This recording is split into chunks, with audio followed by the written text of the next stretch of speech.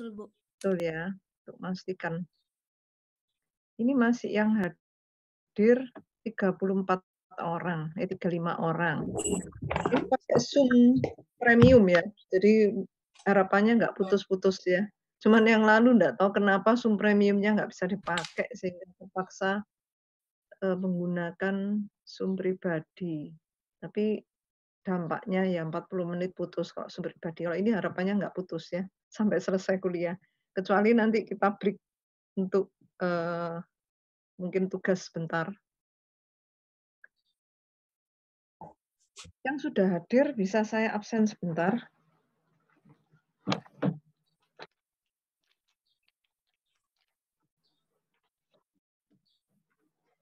Bisa nyebutkan yang hadir 36 orang ini? Dafa, Bu. Aduh repot ya. Antoni, Bu. Sebentar Angga, nyari Bu. juga repot ini. Kecuali saya tulis. Angga, Bu. Sebentar. Angga. Dafa Satu-satu Pratama, ya. Bu. Jangan cepet. Satu-satu ini sekarang tanggal 8 Mei. Angga ya. Terus Kevin. Atau gini kelompoknya masih enggak? Supaya cepat saya nyarinya. Kelompok 1, kelompok 2 gitu. Saya ada daftar kelompok. Hafal, Bu.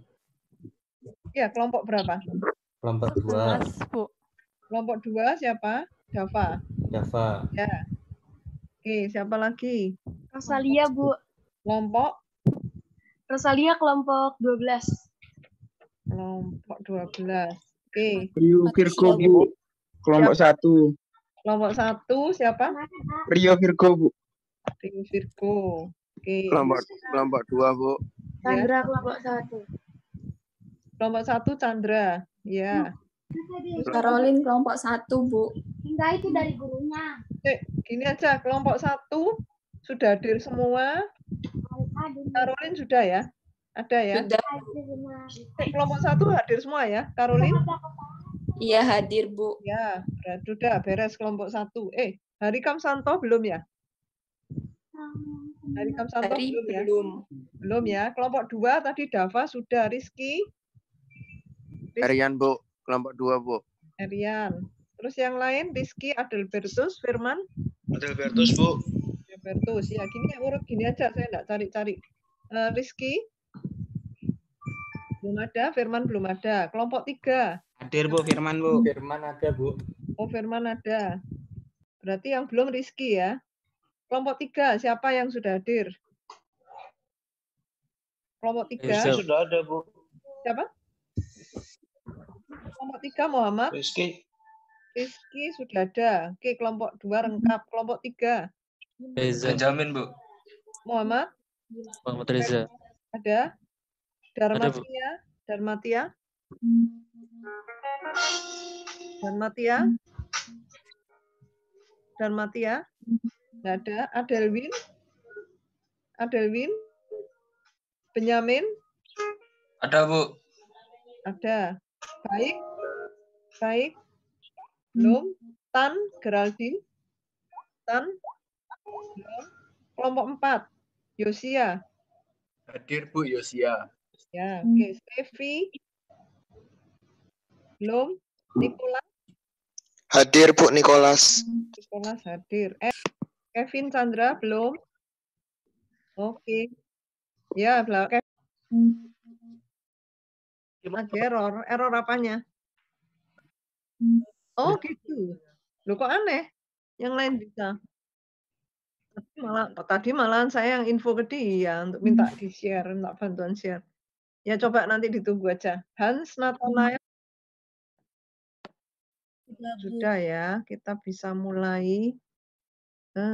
Sebentar. Ini saya masih stop video saya.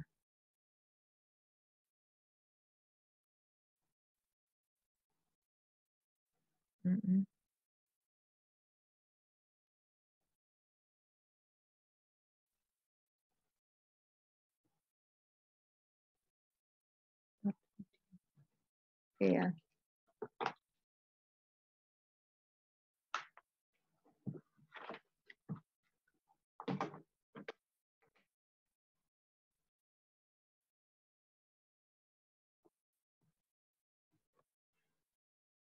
Ini Kalau industri nitrogen mungkin kalian bertanya dengan yang sebelum-sebelumnya, ini sudah 52 orang ya, saya mulai dulu. Kira-kira apa kaitannya dengan yang sebelumnya? Sebentar ya.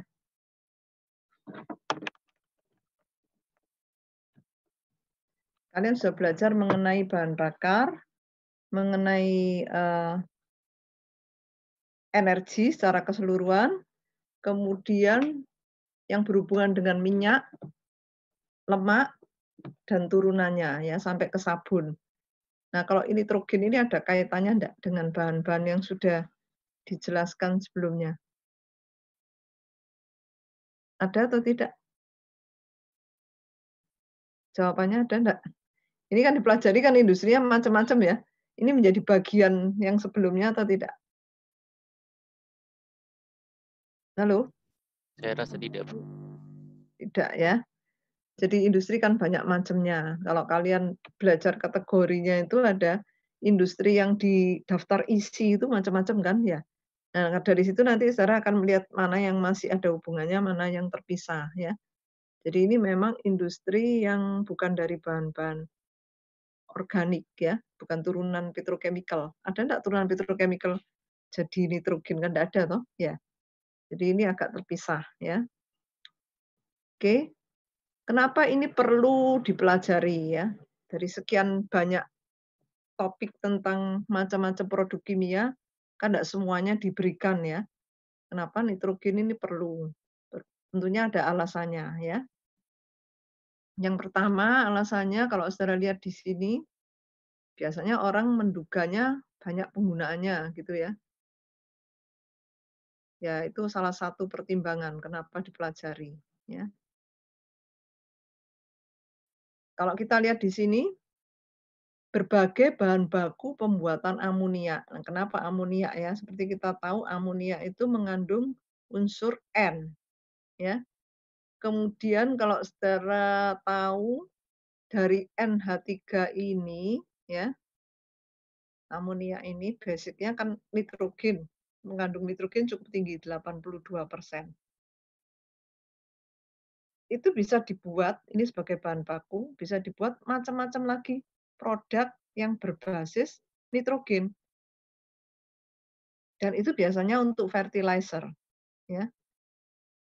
Terus di sini ada beberapa jenis yang bisa termasuk kategori fertilizer ya. Fertilizer itu apa? Fertilizer itu Pupuk, biasanya Bu. pupuk gitu ya. Kenapa pupuk ini perlu ya? Biasanya orang mikirnya, oh kalau urusan pupuk itu urusannya pertanian gitu ya. Teknik kimia enggak ada urusan dengan pupuk. Jawaban itu, statement itu bisa dikatakan benar juga gitu ya. Karena teknik kimia seringkali tidak berhubungan langsung dengan dengan pertanian ya. Bahkan sampai pasca panen pun itu masih urusan fakultas atau jurusan pertanian gitu ya. Nah, nanti pengolahannya biasanya teknik kimia ikut berperan gitu ya, jadi produk bahan pangan misalnya seperti itu, atau dari basic dasar produk NH3 ini dibuat dari apa. Nah, ini biasanya teknik kimia di situ gitu ya. Tapi meskipun demikian, kalian harus tahu jenis-jenis pupuk itu dipengaruhi oleh komposisi yang termasuk base amonia itu, komposisinya macam-macam, gitu ya. Jadi, ini ada amonium nitrat, ada amonium sulfat ya, kandungan amoniaknya sekian persen ini ya, macam-macam ya. Base-nya di sini semua ada amonium amonium amonium gitu ya. Loh ini, nitro, nah seperti ini. Berarti nanti ada kandungan NH3-nya atau nitrogennya ya, kandungan nitrogennya atau bahan bakunya amonia, itu. Nah, kalau tadi saya tanya, ada hubungannya enggak dengan petrochemical? Tadi kamu bilang kayaknya enggak, gitu ya. Nah, ternyata kalau diruntut dari depan ya, lebih awal ya, dari bahan baku apa bisa dibuat amonia, itu ternyata di sini juga ada turunan petrochemical. Ini natural gas, ya. Jadi kalau kalian bilang nggak ada hubungannya itu kalau dari sini ke sini, ya, dari amonia ke produk-produk fertilizer berbasis nitrogen mah nggak ada hubungannya. Tapi dari ini bisa dibuat amonia, ya. Ada reaksi yang lain, ya, tidak langsung hasil petrochemical. Ya, jadi ternyata ada hubungannya gitu ya, secara tidak langsung. Sementara ini dulu ya, kalian terus jadi ingin tahu kan, gimana membuat amonia gitu ya. Kok bisa bahan bakunya itu dari wood atau dari lignite? Halo? Ya? Nah, ini mungkin prosesnya akan berbeda-beda ya. Kalau bahan bakunya berbeda, prosesnya berbeda. Itu yang nanti kalau saudara mau mengambil judul TA, saudara bisa memilih ya dari bahan baku apa yang paling menguntungkan dari segi kuantitas maupun kualitas ya. Saya lanjutkan dulu. Nah, mulai dari amonia ya. Mungkin semua tahu kalau amonia itu fasenya apa? Fasenya apa? Gas, cair? Dalam suhu ruang gas, Bu. Kok tahu? Kok nggak cair? Karena Ada yang titik cair nggak? jenuhnya Gas. Biasanya amonia itu baunya nggak enak gitu ya. Jadi saudara ketemunya tuh gas biasanya ya, seperti gas sulfida, hidrogen sulfida tuh baunya juga nggak enak, seperti telur busuk gitu kan ya, gas gas amonia. Pernah nggak ketemu gas amonia di laboratorium?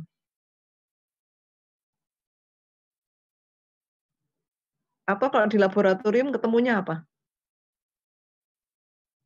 Yang berhubungan dengan amonia? Ada yang pernah? Sudah pernah selama semester-semester di kimia praktikum, di kimia dasar, kimia analit, kimia organik, pernah ketemu enggak? Larutan apa yang basic-nya amonia? Amonium, Bu.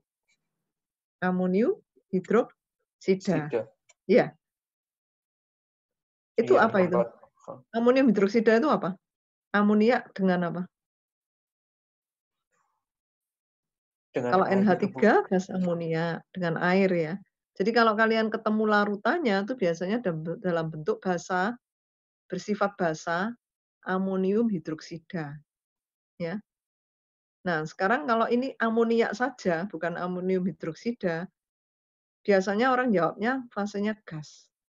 Tapi ternyata kalau saudara sudah belajar ilmu termodinamika, bisa juga dirubah fasenya. CO2 aja yang gas bisa jadi cair, bisa jadi padat, ya kan? Kita tahu CO2 padat itu dry ash. Ini juga bisa dibuat fasenya dirubah menjadi amonia cair, ya dalam penyimpanannya. Dijual dalam bentuk gas maupun cair. Jadi perhatikan kalau saudara menggunakan amonia, itu dalam fase apa dibelinya, ya, atau butuhnya apa, sehingga nggak keliru, ya. Nanti beda lagi gitu ya, fasenya beda kan lain nanti kondisi penyimpanannya. Nah, sekarang bagaimana mensintesa amonia? Bisa dibuat dari apa amonia ini? Kalau di sini ditulis reaksi itu bisa macam-macam ya, bahan baku utamanya itu bisa macam-macam. Terus pernah dengar waktu di SMA untuk sintesis amonia yang paling sederhana pakai apa? Reaksi dasarnya. Pakai apa? N2 plus H2 ya. Iya. Ini namanya proses apa? Kalau dulu di SMA pasti pernah dikenalkan lah waktu belajar reaksi keseimbangan itu loh. Namanya proses apa ini? Apa? Haber-Bosch, Bu. Ya, terkenal kok Haber-Bosch itu ya. Zaman dulu sampai sekarang itu kayaknya reaksi dasar sekali ya. Haber-Bosch ya. Contohnya ya mesti ini N2 tambah 2 jadi NH3. Ini kan paling sederhana ya. Dari gas nitrogen ketemu gas hidrogen. Dan ini biasanya untuk contoh menghitung konstante kesetimbangan reaksi yang reversible. Biasanya pakai contoh ini. Ya toh, di SMA sampai kimia dasar. itu. Apa yang perlu diperhatikan di sini? Pertama, kalau reaksinya eksotermis, berarti menghasilkan panas, ya. Sementara setiap jenis reaksi itu mesti ada kondisi optimumnya. Jadi tidak bisa dibiarkan, oh karena eksotermis ya sudah biar naik aja suhunya sampai maksimum. Itu enggak pernah ada. Ya. Karena biasanya kenaikannya cukup tinggi sehingga harus dikontrol, enggak mungkin dibiarkan. Tapi kalau kenaikan eksotermisnya itu tidak terlalu tinggi sekali ya, tidak merubah fase, tidak menyebabkan kerusakan atau istilahnya apa, terurai gitu ya, senyawa-senyawa yang bereaksi. Kadang-kadang juga nggak apa-apa, prosesnya adiabatik. Jadi suhunya naik, ya sudah biarkan sampai suhu maksimum. Itu dimungkinkan, ya. Makanya kan ada reaksi adiabatik ya, berarti suhunya dibiarkan naik sampai suhu maksimum. Tapi kalau sekarang reaksi itu dipertahankan isotermal, berarti tiap reaksi itu ada kondisi optimumnya, reaksinya bisa berjalan dengan konversi maksimum bila dijaga suhunya isotermal pada suhu tertentu. Sehingga kalau di sini ada panas reaksi yang minus ya, ditunjukkan dengan minus ini, eksotermis. Kalau dihitung ini menaikkan ke suhu itu cukup tinggi, sementara suhunya harus dipertahankan tertentu, harus nanti ada pendinginan. Nah, misalnya gitu ya. Jadi kalian sudah belajar di awal itu tentang energi, ada pemanasan, ada pendinginan. Ini juga otomatis harus disadari kalau itu perlu isotermal, harus didinginkan. Terus yang kedua, ini reaksinya irreversible apa reversible? Reversible ya. Kalau ditanya kok tahu reversible? Kotak pensil dan HP. Kenapa? Oh, ini kok tahu kalau reaksinya reversible? Kalian jawabnya apa? Suara saya bisa diterima dengan jelas? Bisa, Bu. Bisa ya. Kok tahu kalau ini reaksinya reversible? Jawabannya apa? Kalian belum sampai sini ya kuliah termo 2-nya ya. Jangan jawab karena panahnya 2 gitu ya. Ini ditandai saja, tapi sebetulnya enggak pakai tanda ini. Ada caranya untuk mengetahui reaksi reversible atau irreversible. Lewat apa? Ini ada hubungannya dengan termo 2 ya. Lewat apa kira-kira? Nanti bab minggu depan kalian masuk di kesetimbangan reaksi reversible. Dari apa? Ada yang bisa menduga dari parameter-parameter termodinamika yang sudah pernah dipelajari? Apa? Sudah pernah belajar ada Dari delta H, delta S, delta G, yang mana ini? Dicari apanya sehingga tahu ini reaksinya reversible. Delta G ya, sebetulnya nanti delta G. Cuman sejauh ini belum ya, belum pernah ngecek gitu ya. Dari delta G reaksi, bukan delta H reaksi. Delta G reaksi itu kalau reaksinya negatif, itu spontan malahan ya. Kalau sama dengan 0, itu kan sudah pernah ya diajari yang kesetimbangan fasa itu ya. Reaksi kimia juga gitu. Itu berada dalam kesetimbangan. Ya. Jadi semakin lebih besar dari 0, itu semakin lambat reaksinya ya. Jadi lebih ke arah reversible, bukan irreversible. Nah, nanti ada hubungan delta G sama dengan minus R, konstan gas, kali suhu, kali ln Kp, konstan kesetimbangan.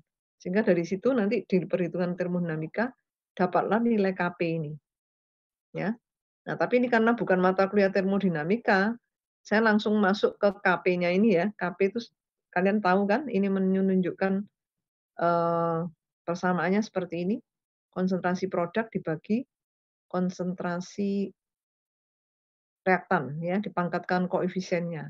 Karena ini gas pakai tekanan parsial ya, jadi bisa dirubah dalam fraksi mol juga bisa. Terus permasalahannya apa? Kalau reaksi reversible itu cenderung konversinya tidak bisa terlalu tinggi ya, tidak usah mendekati 100%. Karena bisa kembali ya, bolak-balik. Jadi kadang-kadang cuman 50%, 60% dia balik arah, gitu ya.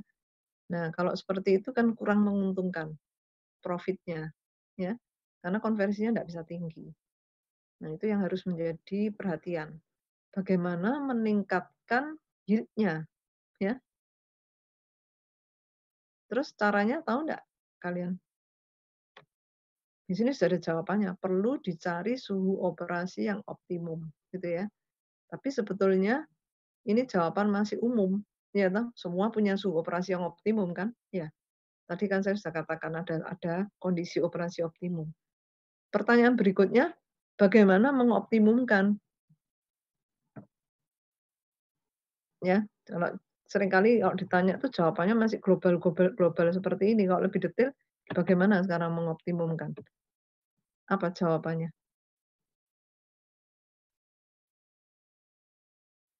Enggak ada yang jawab ini. Cari yang menghasilkan nilai KP paling besar. Tuh, sebentar. KP ini paling besar dipengaruhi apa? Coba. Nah, ini karena belum sampai ke mata kuliah termo 2 ya. Kalau misalnya nilai KP itu sudah tertentu fungsi suhu. Jadi tiap reaksi kalau suhunya sudah ditetapkan, ada nilai KP-nya, gitu. Nah, kalau sekarang ini dicari suhu operasi yang optimum. Biasanya memang lewat data percobaan sudah tahu range optimumnya, ya. Sehingga nanti kalau suhu adiabatiknya terlalu tinggi, makanya perlu pendinginan kan gitu ya. Misalnya sudah tahu suhu operasi optimumnya di range berapa. Sekarang tinggal pemahaman tentang suhu ini kalau ingin mendapatkan yield yang lebih tinggi, suhu ini diturunkan atau dinaikkan? Diturunkan, Bu. Alasannya? Ini tergantung apa sih? Bukan tepat. Karena reaksinya eksoterm, Bu. Jadi kalau eksotermis, kalau suhu dinaikkan, itu reaksinya malah bergeser ke kiri. Bukan ke kanan. Ya. Kenapa? Kalau eksotermis, suhu dinaikkan tuh reaksinya malah ke kiri. Jadi akhirnya kan enggak dapat produk lebih banyak. Kecuali kalau reaksinya endotermis. Kalau reaksinya endotermis, ini tandanya positif delta H, suhu dinaikkan memang reaksi bergeser ke kanan, produknya tambah banyak. Nah, itu maksudnya. Jadi kalaupun dicari suhu operasi yang optimum, memang kalau jawaban yang paling gampang, nggak ada angkanya kan, belum tahu kan itu hasil percobaan. Tapi kalau kalian diminta meningkatkan tuh caranya gimana? Nah ini optimasinya diturunkan malahan suhunya. Tapi sampai seberapa itu data percobaan memang ya biasanya ya. Kita nggak bisa ngawur-ngawur gitu ya. Masih ada data range-nya. Untuk di range berapa dia masih bisa. Kalau terlalu rendah mungkin juga tidak berjalan terlalu baik gitu ya. Ada titik optimumnya. Terus bagaimana dengan nilai K? Tadi kan katanya K-nya dinaikkan. Kalau misalnya suhunya sudah tertentu, nilai K-nya kan juga tertentu ya, karena K ini fungsi suhu. Tadi pengaruh suhu, kalau misalnya suhunya diturunkan, K-nya cenderung naik. Itu benar enggak? Benar ya, nanti itu ada perhitungannya, tapi di termodinamika. Kalau suhunya diturunkan, K-nya cenderung naik. Kalau reaksinya eksotermis. Begitu. Nah, sekarang sebetulnya K ini memang juga tergantung banyaknya reaktan yang bereaksi kan. Karena ini kalau misalnya belum diketahui, kan juga tergantung banyaknya mula-mula berapa. Terus konversi reaksinya berapa. Nah, konversi reaksi itu nanti ada hitungannya juga, akan meningkat kalau apa? Ya semakin banyak reaktannya loh. Nanti kalau reaktannya ditambah dia bergeser ke sebelah kanan ya. Jadi makin banyak produknya. Kalau untuk gas itu biasanya kita melihat dari jumlah mol ini koefisiennya ini. Jadi kalau di sini dijumlah ini berarti 2 ya. 2 di sini 1. Terus kalau volume diperbesar berarti dia ke arah yang kemana? Yang lebih besar, ke kiri. Kalau volume diperkecil, dia akan ke kanan, gitu ya. Tekanan itu berbanding kebalik dengan volume. Jadi sekarang patokannya pakai volume dulu. Volume itu sejalan. Kalau volume diperbesar, dia akan bergeser ke jumlah molekul ini, koefisien yang terbesar. Ini kan 4/2 jadi 2 toh, ini 1. Jadi bergeser ke kiri. Itu volume diperbesar, sama dengan tekanan diperkecil. Ini masih ingat kan di SMA pernah diajarkan seperti itu? Nanti kalau lupa ya dilihat lagi ya, karena ini sudah pernah diajarkan di SMA. Perhitungan detailnya nanti di termo 2 ya, jadi nyambung ya. Materinya kok ya pas ya, minggu depan tentang ini. Jadi nanti diperjelas ya. Contohnya juga ada di Smith-Van-Ness itu, NH2 tambah 2 ya. Jadi saya enggak berlama-lama untuk menerangkan ini ya, kita pindah langsung ke tentang sintesisnya saja. Berikutnya, apa yang perlu diperhatikan? Kalau tadi itu kondisi proses, ya, suhu, tekanan. Sekarang yang lebih ke arah bahan bakunya juga, ya. Selain bahan baku utama, itu dilihat gimana. Kalau dari delta G-nya tadi yang reversibel gitu ya, tidak spontan, itu reaksinya pasti lambat. Nah, ini tidak menguntungkan ya, tidak menguntungkan kalau reaksi ini lambat ya. Perlu adanya katalis ya untuk mempercepat reaksi. Terus katalis yang cocok ini ya mesti cari ya informasi ya, enggak sembarang katalis. Katalis plus ada promotor di sini nih, gabungan logam, oksida logam misalnya yang cocok apa, seperti ini. Terus sifat-sifat katalis ini juga harus dipelajari. Karena kalau suhu terlalu tinggi, itu bisa kehilangan aktivitasnya ya, di atas 520 derajat. Jadi meskipun katalis ini mengaktifkan, mempercepat laju reaksi, tapi kalau katalisnya sendiri itu kehilangan aktivitas, kan tidak berfungsi ya. Jadi harus diperhatikan batas keaktivitasannya itu ya, jangan sampai turun ya. Kalau turun ya enggak berfungsi ya. Jadi istilahnya deaktivasi. Nah, ternyata apa yang menyebabkan katalis itu menjadi deaktivasi, tidak aktif gitu ya. Selain suhu yang terlalu tinggi itu bila kontak dengan ini, jenis-jenis tembaga, fosfor ya, arsen, sulfur, dan karbon monoksida. Nah, ini juga harus diperhatikan kalau nanti hasil reaksinya itu menghasilkan salah satu dari senyawa ini, itu harus dihilangkan senyawanya ini. Kalau tidak akan mengganggu kerja katalis atau keaktifan katalis. Ada yang mau ditanyakan sampai sejauh ini? Cukup? Bu, promotor katalis itu apa? Nah, katalis itu biasanya buatnya itu ada caranya ya. Kalau orang teknik kimia tidak semua ahli buat katalis ya, itu orang MIPA biasanya. Karena struktur molekulnya itu harus diatur.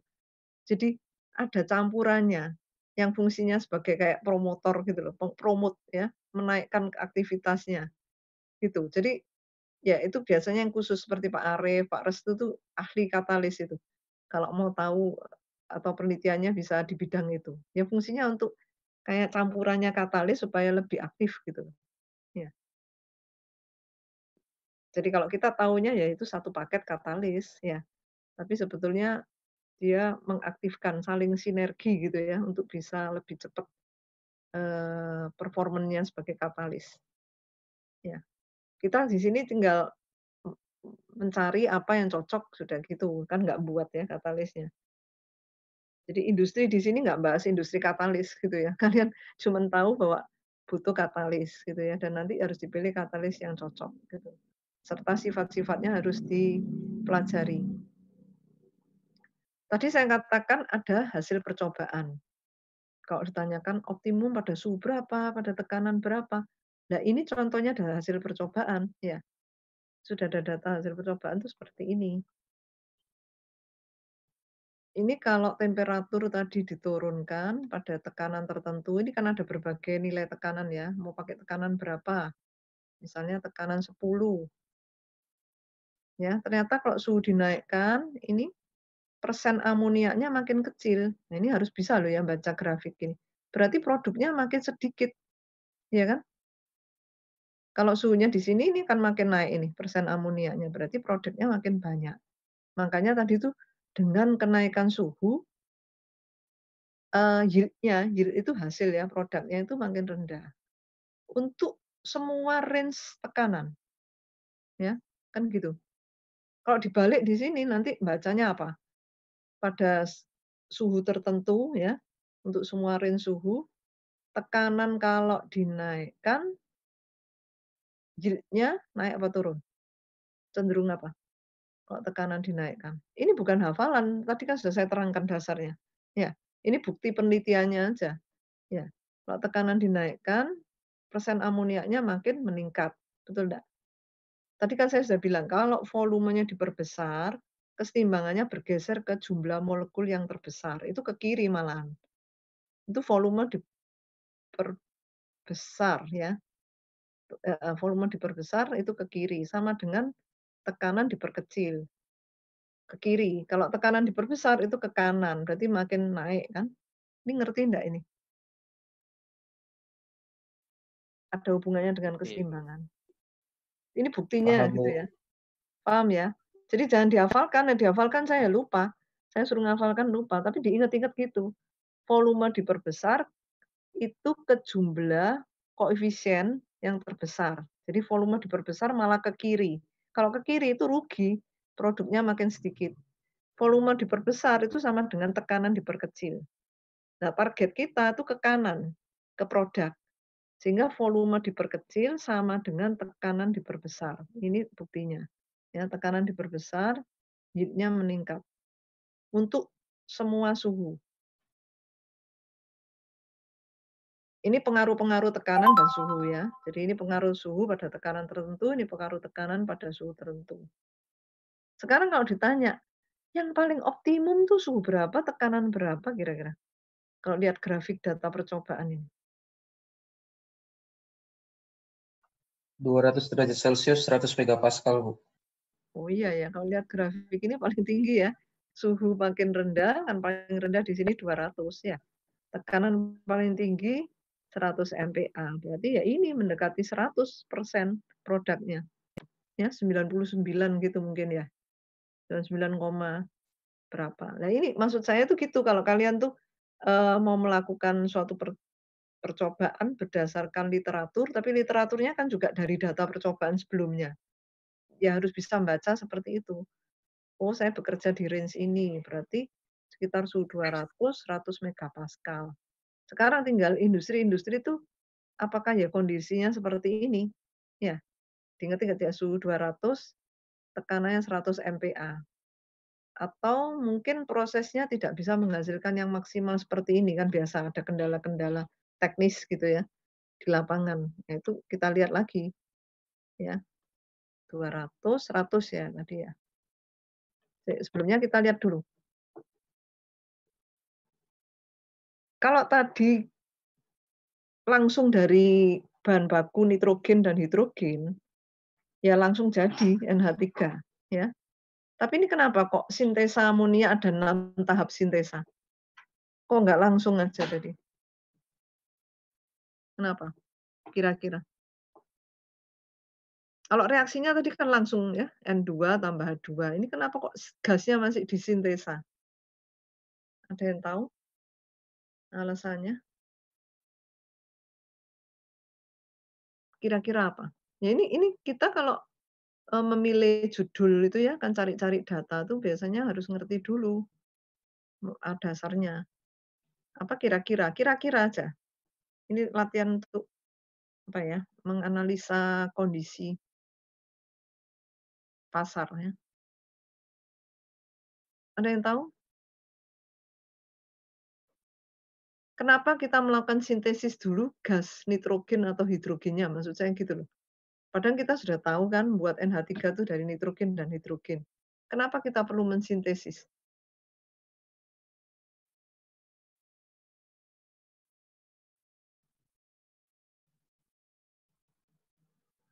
Kenapa?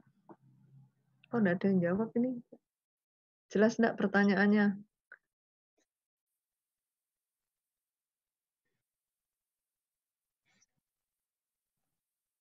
Siapa? Nggak ada yang tahu jawabannya? Takut salah jawab atau kok nggak jawab? Kenapa Gak ini? kepikiran, Bu. Nggak kepikiran? Loh. Oh, belum kepikiran. Oke. Saya buka pikirannya sebentar. Tadi bahan bakunya NH3 ya. Itu tadi apa saja sih? Tadi yang di awal tadi loh. Waduh, ini Mbak Leni dari awal. Yang pertama kali. Ups. Nah, ini dia. Kira-kira apa ya? Kalau tadi NH3 dari reaksi N2 plus H2 sudah jadi NH3. Nah, kok sekarang ada 6 tahap sintesis reaktan. Berarti N2 sama H2-nya ini disintesis. Terus apa hubungannya dengan ini?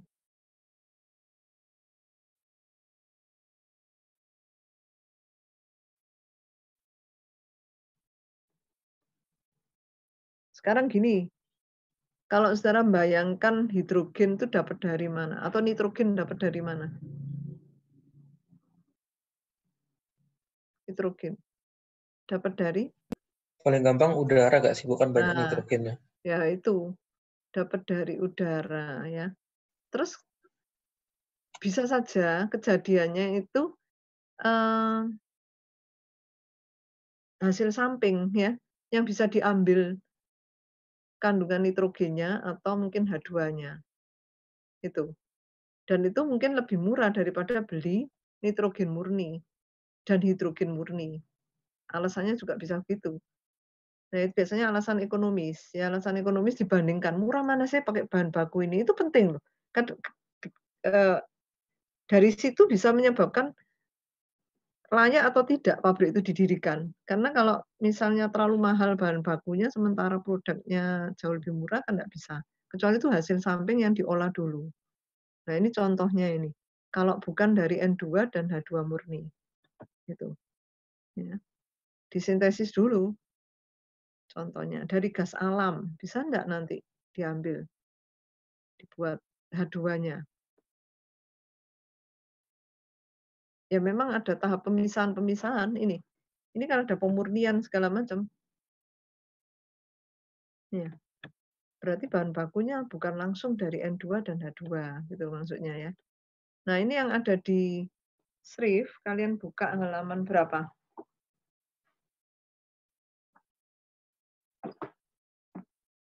Ini bawa Srifnya enggak ini? Sebaiknya bawa ya, supaya bisa cocokan. Ada yang sudah tahu halaman berapa? Bisa share? Halaman 303 ya. Kita buka halaman 303. Topik nitrogen itu ada di Srif, halaman 303. Semua punya Srif toh? Ya. Punya Srif ya? Ya, Bu. Ini proses apa namanya? Kalau tadi ya berbos, kalau ini proses apa?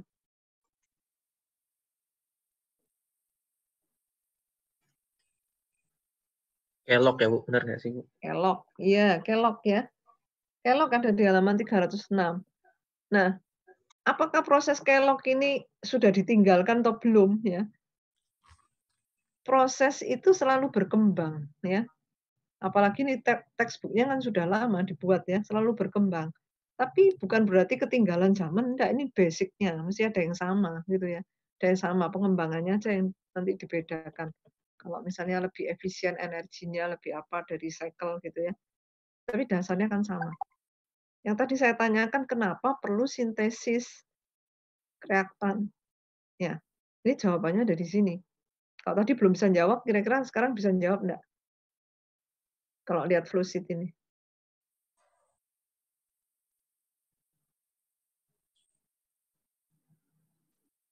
Apa jawabannya kalau ini? Agar lebih murni, Bu. Tadi saya kan udah bilang, kalau nggak pakai nitrogen dan hidrogen murni, kan ya bisa. Ya. meskipun reaksi utamanya tuh N2 plus H2 jadi NH3, sumber N2 dan H2-nya bisa saja tidak dari N2 dan H2 murni. Dari bahan lain yang nanti ya dapat murni, dapat N2 dan H2 murni. Tapi harus ada proses sebelumnya membuat reaktan. Jadi ini pakai apa? Naphtha atau gas alam. Gas alam itu apa sih gas alam itu? Misalnya. Yang dimaksud gas alam itu apa? Contohnya. Sebutkan sih salah satu aja. Metana, Bu. Ya. Ada lagi? Biasanya metana. Ya. Ada lagi yang lain mungkin ya campuran biasanya ya. Metana juga enggak murni metan gitu ya gas alam itu ya. Nanti campurannya dicek ya. Gas alam itu apa saja? Ada metana, ada etana mungkin gitu ya. Campur-campur berapa persen komposisinya. Ya. Nah, ini balik lagi kalau terlalu banyak tugas nanti enggak nututi waktunya dibahas juga ya. Jadi tetap jadi catatan semua yang ada di SRIF itu tidak lengkap ya. Jadi alangkah baiknya nanti seperti flowsheet ini enggak usah semua flowsheet seperti yang kemarin tuh flowsheet-nya untuk sabun dan deterjen.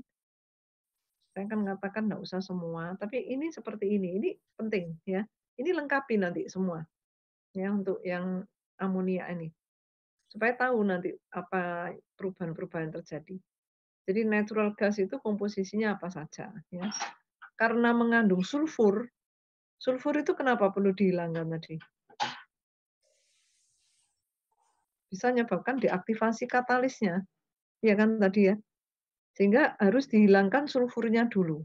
Karena nanti proses utama ada pakai katalis tadi waktu N2 plus H2. Ya. Jadi dihilangkan sulfurnya, ini ada pakai pemanasan. Ya, pemanasan di sini hilangkan sulfurnya. Terus ini ada udara ya yang dikompresi. Untuk apa nih udaranya? Prosesnya panjang ini. Makanya kan enggak bisa dijelaskan satu persatu. Nanti ada ya di berikutnya ini. Kalian lihat dulu. Udara ini nanti mau diambil apanya? Kalau ini nanti mau diambil apanya? Udara biasanya nitrogennya kan ya. Nitrogennya. Nah, ini ada penghasil CO2 yang harus diserap. Ada metanator ya, ini membuat gas metannya. Ya, untuk apa ini? Ini baru buat amonia ya. Terus di flash, nah ini ada pendinginan dan sebagainya. Ini ada CO, nah ini panjang sekali. Reaksinya juga banyak ya. Nah, kalau mau dilihat satu persatu enggak cukup ini di SRIF enggak lengkap ya. Cuman ini sekilasnya seperti ini. Nah, seluruh sintesa itu sebetulnya berdasarkan reaksi intinya tetap sama seperti ini. Terus dari awal saya sudah katakan hati-hati kalau kita bekerja dengan reaksi yang sangat eksotermis, faktor yang perlu diperhatikan tuh banyak ya. Desainnya di sini juga disebutkan harus mampu melindungi unit dari overheating ya, mengendalikan suhu optimum untuk konversi supaya tidak rusak ya karena tekanan dan suhu tinggi. Nah, sintesis ini dimulai dengan catalytic reforming, jadi pakai katalis. Katalisnya nikel. Ya, jadi masuk catalytic shift itu bertahap. Tidak langsung pada suhu tinggi ya, pada suhu lebih rendah dengan adanya udara yang satu atau lebih. Jadi kalian coba lihat di gambar 18.3. Jadi kenapa reaksinya itu perlu shift gitu ya, catalytic shift. Jadi bertahap untuk menghasilkan hidrogen ya. Jadi dari gas alam tuh nanti mau diambil hidrogennya. Tapi hasil reaksinya nanti itu muncul gas karbon monoksida dari reaksinya ya. Nanti ini kan belum ada reaksinya lengkap. Nah, ini kalian nanti juga cari ya tugas kelompok, nanti enggak usah dipresentasikan tapi juga bisa submit nanti di email ya, tugas kelompok.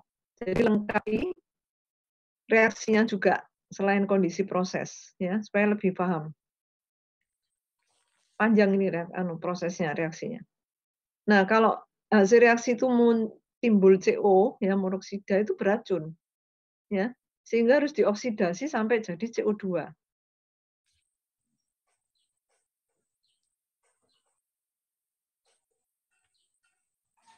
Terus dalam absorber itu terjadi absorpsi secara kimia, ya, menggunakan air, dan di situ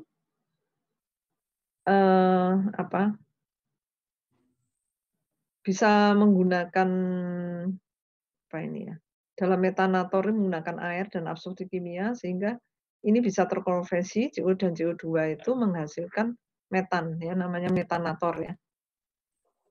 Nah, kalau metan ini dia tidak berpengaruh terhadap katalis, ya. Jadi inert, merupakan gas inert bagi katalis. Jadi tadi kan gas alam, ya, ceritanya gas alamnya kan mengandung sulfur, ya.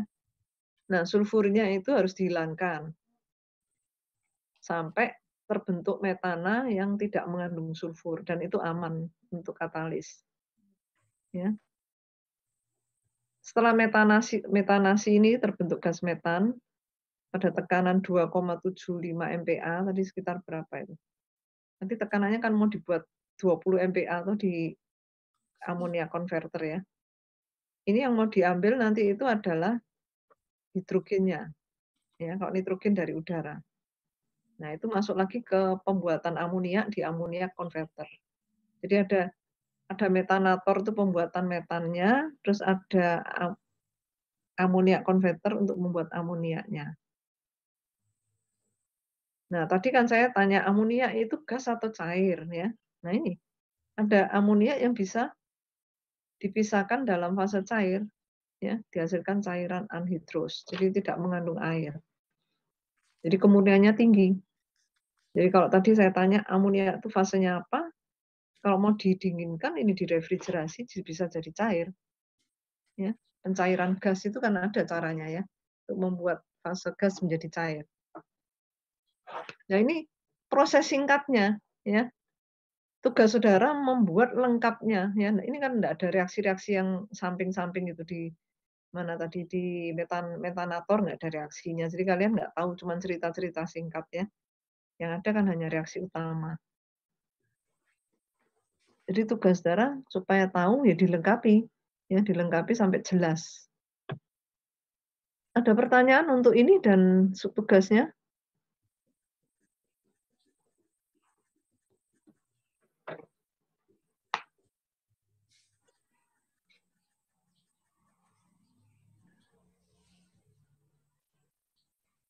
Ada pertanyaan kah?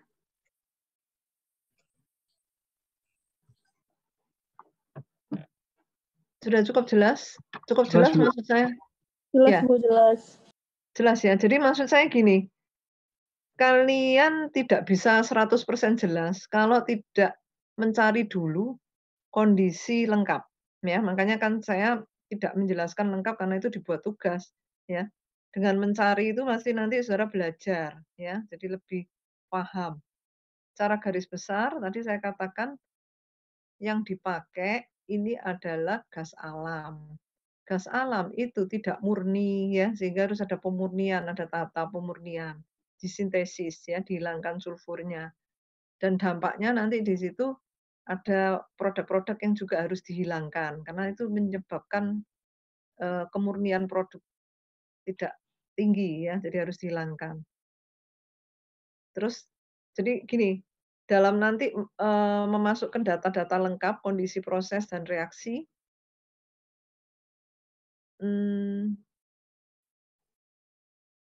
kalian nanti bisa tahu juga kualitas, ya, kualitas produknya itu kemurniannya berapa persen setelah diproses dengan cara ini. Jadi produk itu hasilnya kemurnian amoniaknya jadi berapa. Karena kalau misalnya tidak dimurnikan dari bahan bakunya, kemurniannya bisa rendah, ya. Jadi itu yang kualitasnya kurang bagus. Kalau kuantitas itu saudara harus ngitung neraca massa, ya, kuantitas. Ini kan tidak perlu ngitung.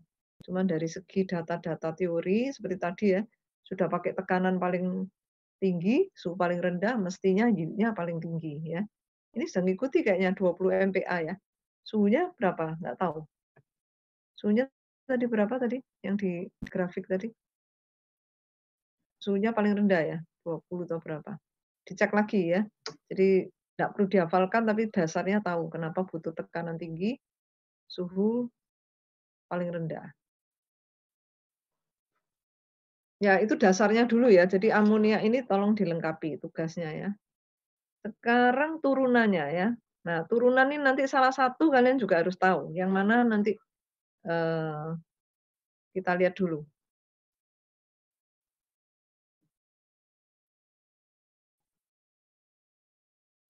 Pupuk nitrogen misalnya ya. Kandungan nitrogennya tinggi 33%. Kalau amonium nitrat ini selain untuk pupuk untuk apa? Ada yang tahu?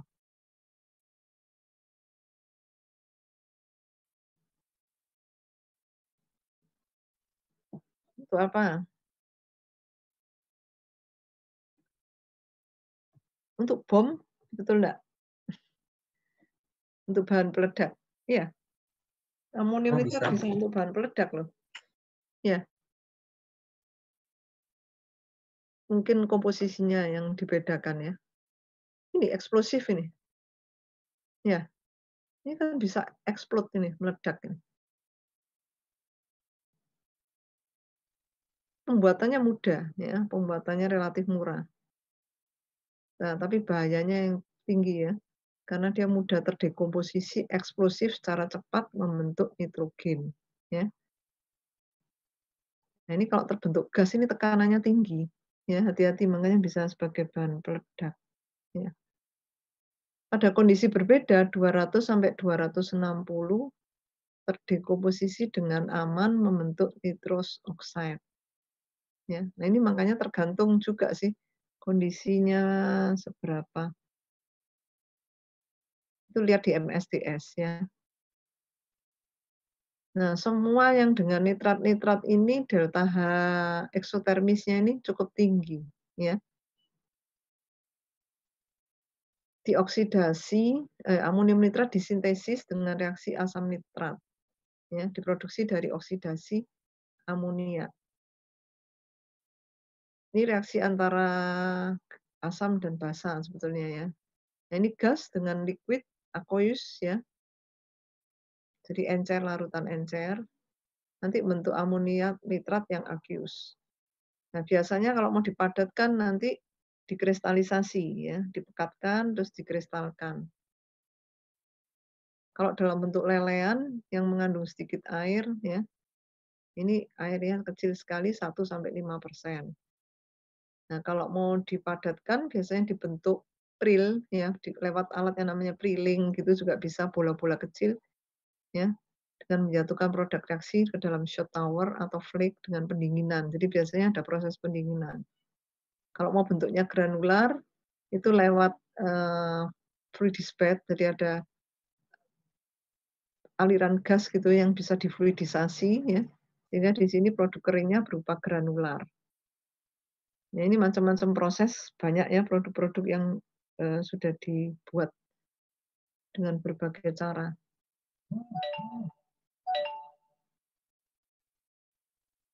Nah, ini contoh fluosid dari amonium nitrat. Jadi proses utama itu biasanya kan selalu harus ada ya reaksi di reaktor. Kalau ngajukan judul TA enggak ada reaksinya ya tidak boleh ya. Proses utama ini harus ada. Kalau proses fisik saja misalnya bikin pemisahan-pemisahan unit operation ya masih mungkin, tapi kebanyakan ada reaksi ya. Nah, ini amonia dan asam nitrat masuk di reaktor sehingga bentuknya di sini lelehan, molten lelehan yang tadi mengandung sedikit air tadi ya, 1 sampai 5%. Nah, biasanya nggak dijual dalam bentuk molten ya. Mana ada amonium nitrat dalam bentuk molten. Ini masih intermediate product ya, yang nanti produk komersialnya pasti dalam bentuk padat. Ini melalui proses cooling chamber ini, dialiri udara ya, sambil didinginkan, ini terbentuk padatan. Ya, tapi ini masih belum, ini kalau mau lebih bentuknya granular, tadi lewat cooler didinginkan lagi. Ya, ini seperti ini juga bisa ya. Terus ini dipotong-potong. Bentuknya flake juga bisa ya, tergantung. Kalau di screen ini untuk menyeragamkan ukuran ya. Ini sudah masuk ke packing ya, coating dan packing. Ini sederhana ya, flowchart sederhana dari proses tinggal. Mungkin ada proses-proses yang lain. Ini salah satu aja contohnya. Sampai di sini jelas? Nah, ini kenapa ada preheated?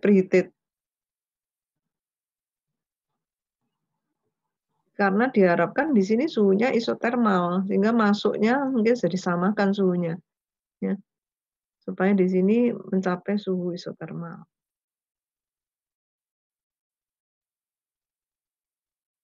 Kalau kalian lihat di TA itu sudah dilengkapi semua alat ya, termasuk alat transportasi, misalnya pakai pompa, kayak kompresor kalau udara mengalir ya.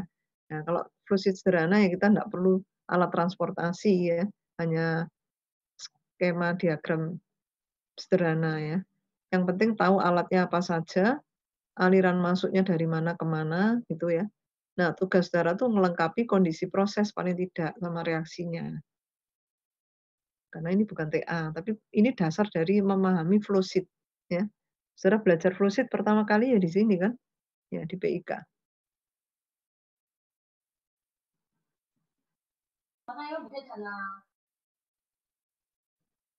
Saya lanjutkan ya. Jadi tadi turunannya ada amonium nitrat, ada amonium sulfat. Kalau amonium nitrat dari amonium dan asam nitrat, amonium sulfat sebetulnya juga bisa amonium dari asam sulfat ya. Tapi ini bisa saja pakai cara lain, bahan baku lain. Ya. Ini tadi kan bisa seperti ini, amonia sintetik dan asam sulfat. Tapi ini cara lain, reaksi antara gipsum dan karbon dioksida. Yang mana amonium sulfatnya? Ini dari amonium karbonat dan CaO4 22O. Terus yang mana? Jadi terbentuk amonium sulfat lewat reaksi ini, amonium karbonat. Ya, makanya banyak bahan bakunya alternatifnya.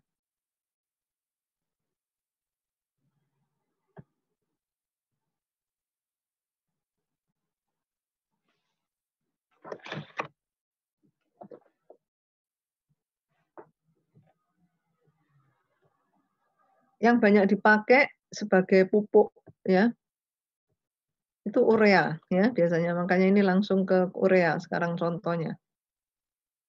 Urea ini ternyata kandungan nitrogennya lebih tinggi ya dari yang tadi 33%, ini 46%.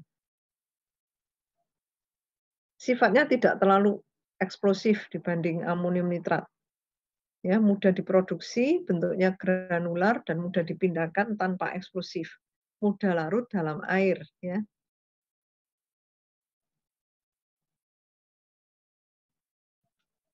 Fungsi aplikasi yang lain itu pada produksi melamin ya, sebagai bahan tambahan pembuatan resin juga bisa ya, plastik, adhesif, coating, tekstil ya dan sebagainya, ion exchange.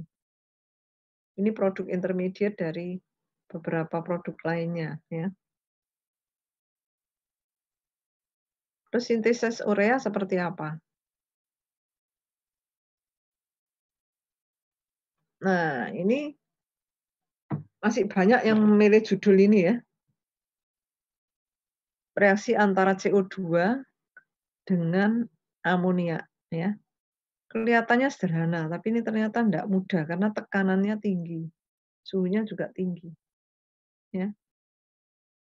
Dan reaksinya tidak langsung terbentuk urea. Urea itu yang mana ini ya? Urea itu NH2, CO, NH2. Ini urea. Jadi ingat-ingat saja karena ini terkenal ya, urea ini ya. NH2, CO, NH2. Jadi reaksi antara CO2 dan NH3 membentuk amonium karbamat. Ya. Ini reaksinya ekso, tapi yang ini endo. Ya. Jadi tidak selalu dua-dua ekso. Ini dekomposisinya amonium karbamat ya menjadi urea plus air. Kalau kalian kenal pupuk tuh taunya pupuk apa sih? Pupuk apa saja? Hanya urea saja atau ada yang lain? Pupuk cair ya ada ya. Ini urea. Biasanya yang dilihat unsur NPK ya. N-nya yang paling banyak mungkin ya.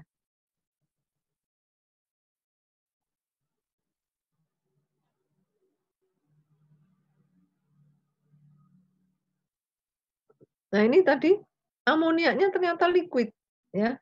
Ya, yang barusan saya ujian TA tuh saya tanya amoniaknya pakai apa bikin urea? Dari gas. Nah, ini kalau sistem yang ini pakai liquid gitu ya. Jadi sebetulnya nggak apa-apa, cuman nanti itu ya ada kelebihan kekurangan dari pilihan proses itu masing-masing ya. Ini pakai liquid. Tekanannya 14 megapascal. Jadi perhatikan di sini. Campuran itu biasanya tidak 100% terkonversi jadi produk ya. Ada yang tidak bereaksi. Jadi ada sisa reaktan ya. Ingat ya tadi reaksinya antara apa? NH3 dan CO2 ya.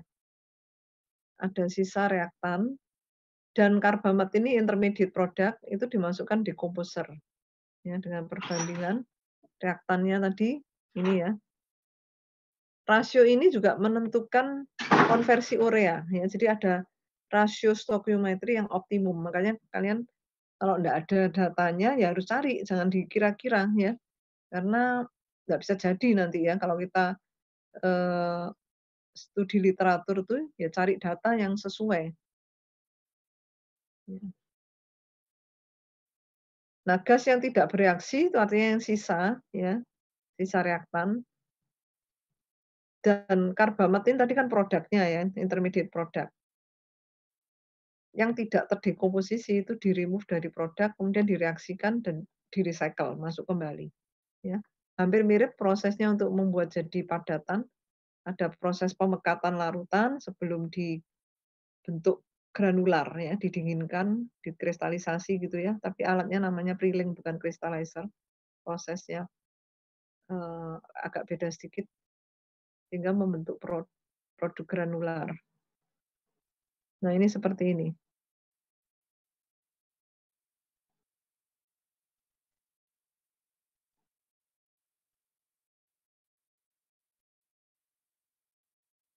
Jadi bahan bakunya perhatikan di sini ada NH3, ada CO2. Ya. Reaksi utamanya di reaktor di sini. Ya. Nah, ini tahap-tahap pemurnian, pemekatan, ini recycle, kalau nanti ada yang tidak bereaksi, direaksikan kembali. Ya. Nah, ini nanti pembentukan fase padatnya di sini. Ya, ini pemurnian untuk di-recycle. Ya. Jadi kalau ada yang sisa yang belum bereaksi untuk meningkatkan konversi, itu biasanya dikembalikan lagi. Ya, proses dasarnya hampir sama.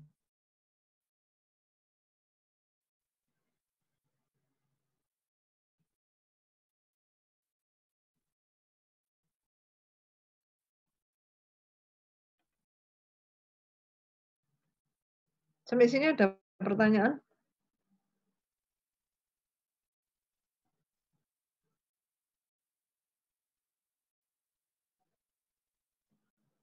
Nggak ada? Enggak, Bu. Lanjut ya. Asam nitrat sekarang. Oh, macam-macam fluosid ini ya. Tadi asam nitrat. Nah, ini.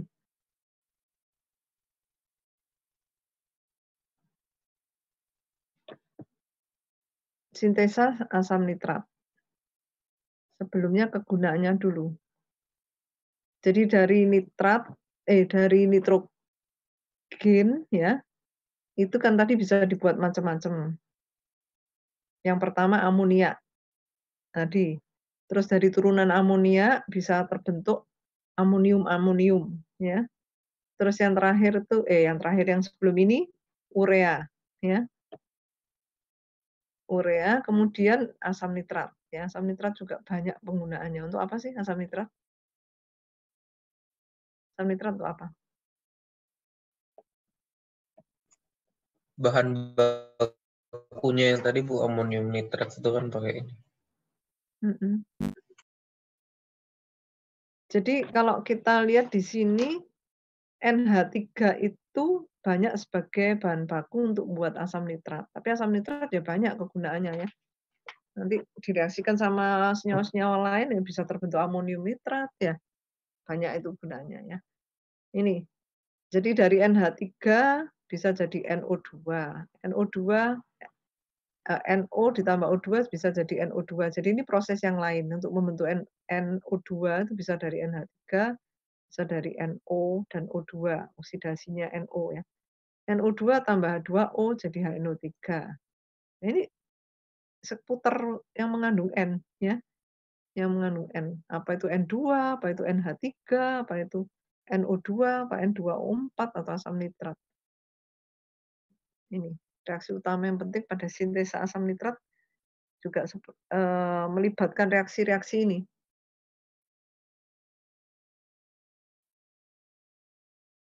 Nah, kemudian asam nitrat sendiri itu biasanya berapa persen ya? Macam-macam. Kalau di sini contohnya adalah yang 60%. Ya, fluidnya seperti ini.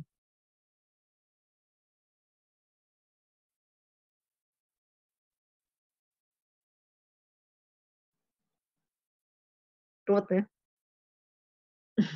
Ini segini banyaknya kan nggak mungkin kalian tuh bisa paham semua, tapi paling enggak dasarnya alat-alat ini untuk apa gitu ya. Jadi kalau kalian sudah tahu yang namanya cooler, kondensor, ini malah pompanya dipasang. Ini cuma sekedar nunjukkan aja proses lengkap seperti ini, kayak TA. Ya. Kalau yang tadi kan enggak ada pompa, enggak ada alat transportasi, ini ada alat kontrolnya juga. Jadi ya sekedar wawasan dulu karena kalian belum sampai di PPK ya, belum ngambil mata kuliah perancangan pabrik kimia ya. Jadi enggak perlu sampai memahami semua, hanya wawasan ditunjukkan. Jadi kalau nanti TA dipersiapkan mulai sekarang, bukan tujuannya membuat kalian keder gitu ya, "Duh kok sulit," bukan. Makin siap kan makin tenang ya, mestinya begitu. Seperti ini. Jadi tadi yang skema sederhana tadi itu, mulai dipasang alat transportasinya. Jadi kalau misalnya itu cair, pakai pompa mindakannya. Ini, ada boiler pump gitu ya. Ini pump-pump ini. Tuh.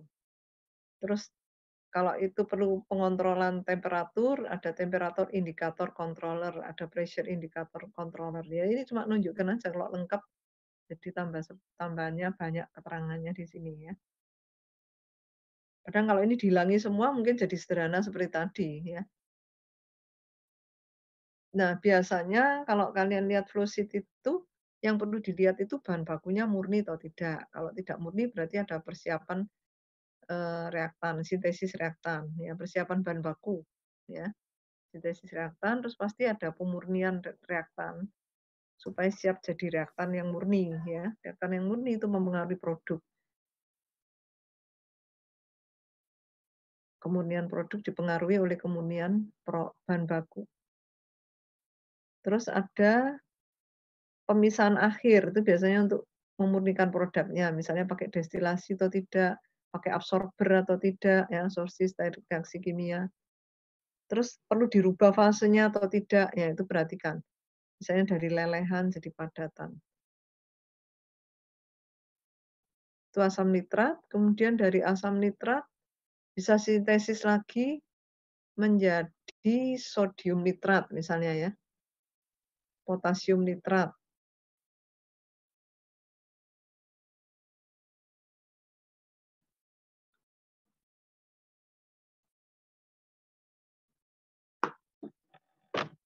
Ini kalau bisa saya sampaikan dulu ya, supaya waktunya menghemat ya. Kalau bisa nanti saya break sebentar supaya kalian bisa diskusi di grup ya. Dicicil salah satu tugasnya supaya enggak terlalu numpuk ya. Jadi saya sampaikan dulu semuanya. Potasium nitrat ini juga termasuk seperti amonium apa tadi yang potas ini K ya. Kalau tadi apa? Natrium nitrat juga bisa ya. Potas itu kalium nitrat ya. Ini juga bisa sebagai bahan peledak ini ya.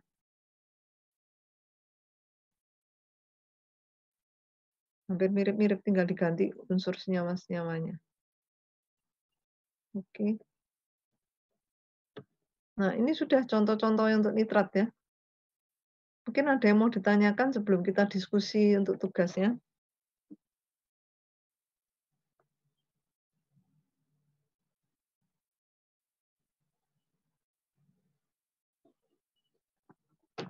Jadi materi yang basisnya nitrogen ini target belajarnya ya.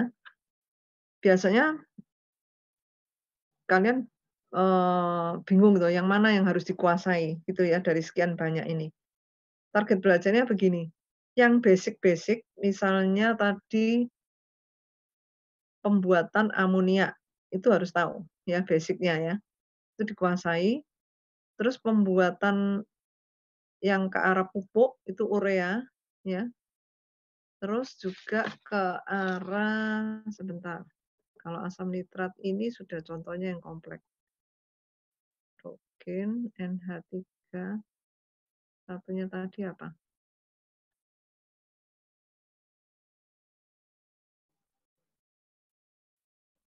Urea.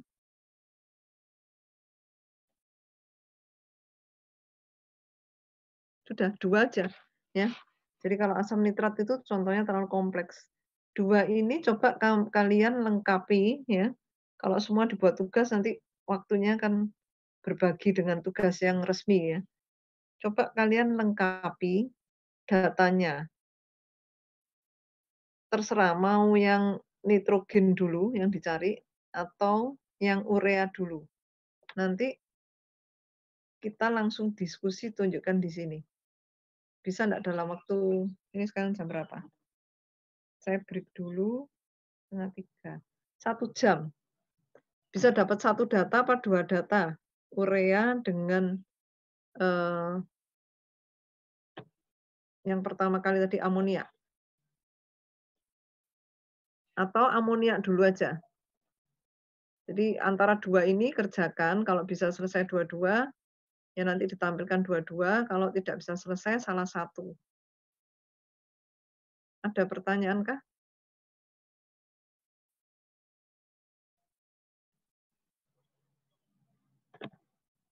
Oh, enggak jawab ini. Tidak, Bu. Jadi masing-masing kelompok ya melengkapi flowsheet-nya, ini kan sudah ada di textbook ya, halaman 300 berapa tadi? 303 ya.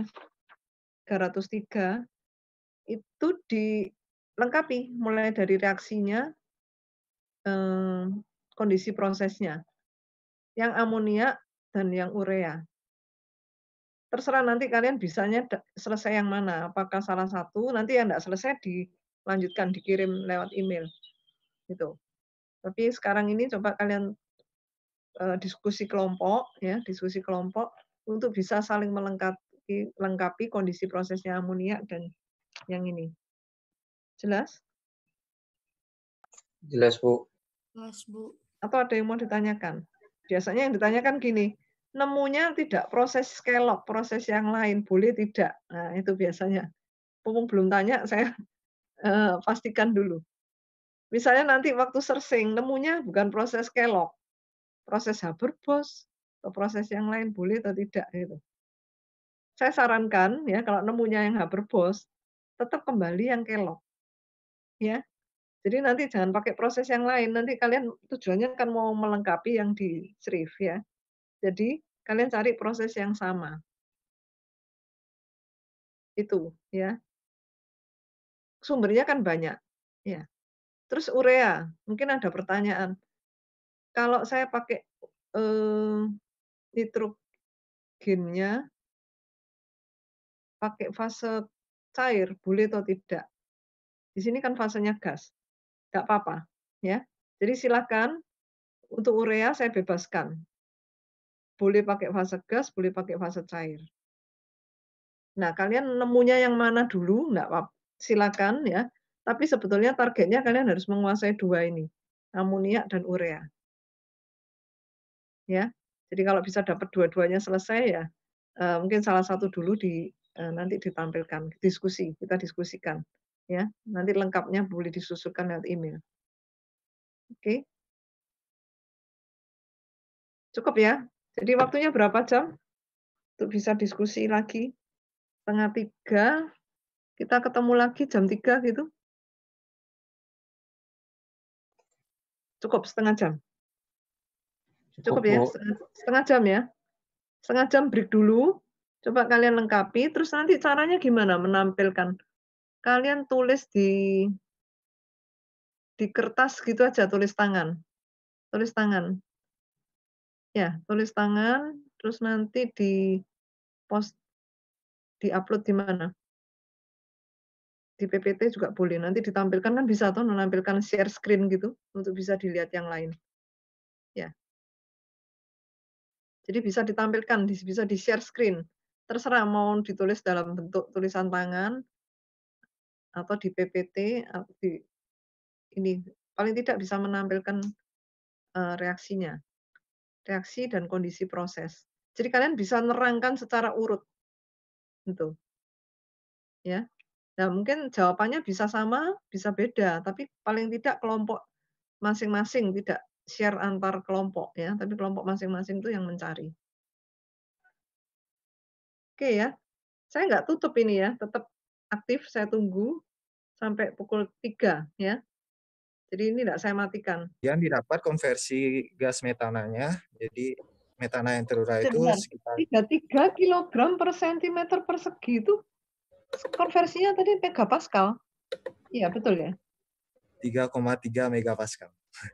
Kalau nggak salah. 3,3 megapascal. Nanti dicek ya ini ya, konversi-konversi ya. Nanti coba yang lain dalam satuan apa, karena saya dapat satuannya kok bar ya, 32 bar ya. Nah ini sebentar. Yang lain nanti coba dicek. Setara dengan apa ya, kilogram per sentimeter persegi. Ya udah enggak apa-apa, ini presentasi dulu. Terus ini reaksinya apa, exo apa endo? Ya sudah cocok ini, satunya exo, satunya endo. Ini ada Ya. 2 reaksi kalau dipecah. Jadi pertama C4-nya itu bereaksi dengan H2O jadi CO dan 3H2. Ini reaksinya endo. Tapi CO itu kan nggak stabil. Jadinya CO akan segera bereaksi lagi dengan H2O untuk CO2. Itu reaksinya exo. Tapi kalau dijumlahkan ini endo tetap. Jadi bakal menyerap panas. Dan untuk menjaga agar isoterm di rentang ini perlu dipanaskan menggunakan steam tadi. Oke. Kemudian ada secondary reforming. Ini sebenarnya mirip dengan yang ini.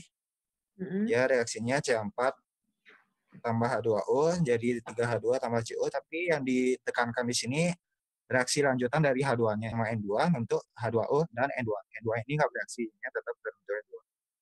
Bentar, jangan cepat-cepat, saya lagi cocokkan. Ini kenapa ya, reaksi yang ketiga tujuannya untuk apa? Yang ketiga? Enggak, itu kan tujuannya sama, membentuk CO2, tapi hasil reaksinya di sini apa yang secondary itu? Oh. Ada. Tadi kamu mengatakan tujuannya sama toh dengan yang primary? Hanya bukan sama, tapi gimana ya? Enggak, konversinya kan rendah yang primary, sehingga perlu dilanjutkan ke secondary. Suhu dinaikkan untuk meningkatkan konversi ya. Nah, ini dilakukan pembakaran internal dengan udara. Itu tadi O2 tuh, D plus N2 itu kan dengan pembakaran internal dengan udara toh. Ya. Hidrogennya direaksikan dengan udara toh. Sebagian dibakar dengan udara untuk menghasilkan gas N2 dan H2O. Berarti tujuannya di sini untuk menghasilkan apa? H2 ya? Yang mau diambil? Yang mau diambil harusnya apanya? H2. Harusnya H2-nya yang diambil. Tapi mungkin H2-nya ada bereaksi sampingan sebagian dengan udara untuk kembali air. Oke, terus? Tujuannya mau ngambil hidrogen, cuman ada reaksi, kenapa kok dioksidasi dengan udara? Ada tujuannya enggak? Ya mungkin itu reaksi yang sampingannya. Jadi kayak setelah terbentuk H2-nya itu, H2-nya sebagian ada yang bereaksi dengan udara lagi Hmm. untuk kembali H2O. Hmm. Terus Terus itu kenapa? menguntungkan nggak itu reaksi pembentukan H2O itu menurut kalian? Kalau hidrogennya itu diambil tujuannya untuk dapat hidrogen kan ya? Iya. Terus itu buat apa? Kok H2O-nya terbentuk itu berguna enggak? Kalau hidrogen Sebenarnya sih terbentuk merugikan. dan nanti dipisahkan atau gimana? Produknya yang diambil kan dari reaksi yang H2 ditambah udara tuh yang mau diambil apa? Hidrogennya apa nitrogennya? H2O-nya atau nitrogennya? Atau lanjut dulu, sudah lanjut dulu. Oh, iya. Ngerti maksudnya? Jadi tujuannya ini kan mau dapat Kemudian hidrogen, tapi kan ada ngerti. reaksi ada dua. Terus itu diapakan itu nantinya? Kita lanjut dulu aja CO safe conversion ya. Oh, oh ya. Ini penjelasan tentang konversi dari CO-nya.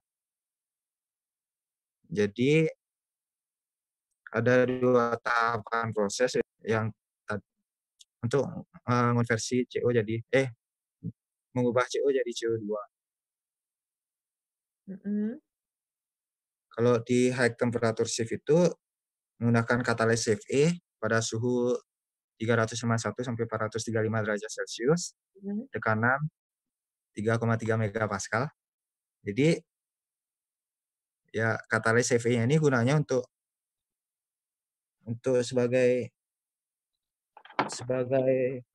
asam Lewis. Ya, jadi H2 ya itu beda topiknya. Kemudian ada yang lagi satu menggunakan katalis CU low temperature shift, jadi pada suhu 203 sampai 225 derajat Celcius, tekanannya 3,3 megapascal. Karena tidak semua CO dapat dikonversi jadi CO2 di high-nya tadi, maka dilanjutkan dengan LTS, low temperature shift, biar lebih banyak konversinya.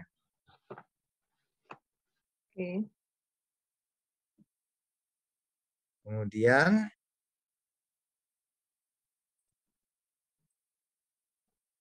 kita lanjut ke unit pemurniannya atau CO2 removal-nya. Jadi CO2-nya itu bakal dihilangkan. Pertama ada absorber, itu memisahkan CO2 dari kumpulan gasnya. Jadi diabsorb CO2-nya.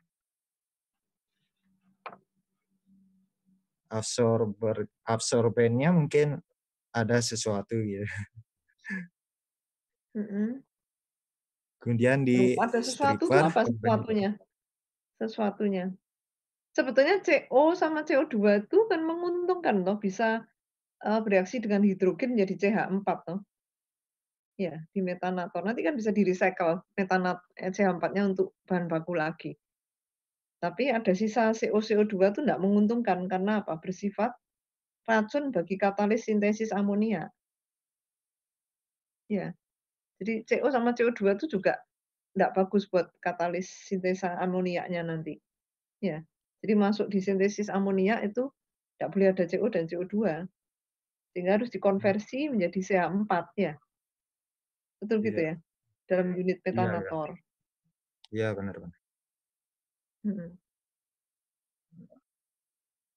Terus kandungan airnya juga harus dihilangkan terlebih dahulu. Ya. Kandungan air. Tadi kan ada kandungan air itu tadi. Yang produknya CO2 tambah hidrogen kan terbentuk metan dan H2O. Yang ini loh, ya. CO2 ditambah hidrogen terbentuk metan dan H2O. Nah, itu H2O-nya juga harus dihilangkan. Supaya murni metannya. Iya, ya. Nanti di bagian Betul. akhirnya. Mm-mm. Jadi Jadi setelah amonia convert ya belum sampai amonia converter. ya Ya. belum. Mm-mm. Ya, seperti kata Ibu tadi, CO2-nya itu ada yang dikonversi jadi CH4 di metanator, bagian metanator. Kemudian di bagian absorber dan stripping ini kondisi prosesnya, jadi gas masuk pada 70 derajat Celcius, kemudian CO2 yang keluar itu pada suhu 48 derajat Celcius. Penyerapan CO2 itu di absorber dilakukan pada tekanan tinggi dan suhu rendah. Sedangkan di stripping ini dilakukan pada tekanan rendah dan suhu tinggi. Jadi perlu diubah-ubah tekanan sama suhunya. Yeah. Ini reaksi yang terjadi di metanator. Jadi CO2 dan CO dan CO2 direaksikan dengan hidrogennya tadi untuk CH4 dengan reaksi yang bisa dilihat. Ini beroperasi pada tekanan 2,67 megapascal dan temperatur 330 derajat Celcius. Karena ini reaksinya eksoterm, jadi tapi nggak terlalu tinggi gitu eksotermnya, jadi cuma naik sedikit temperaturnya, jadi bisa dibiarkan.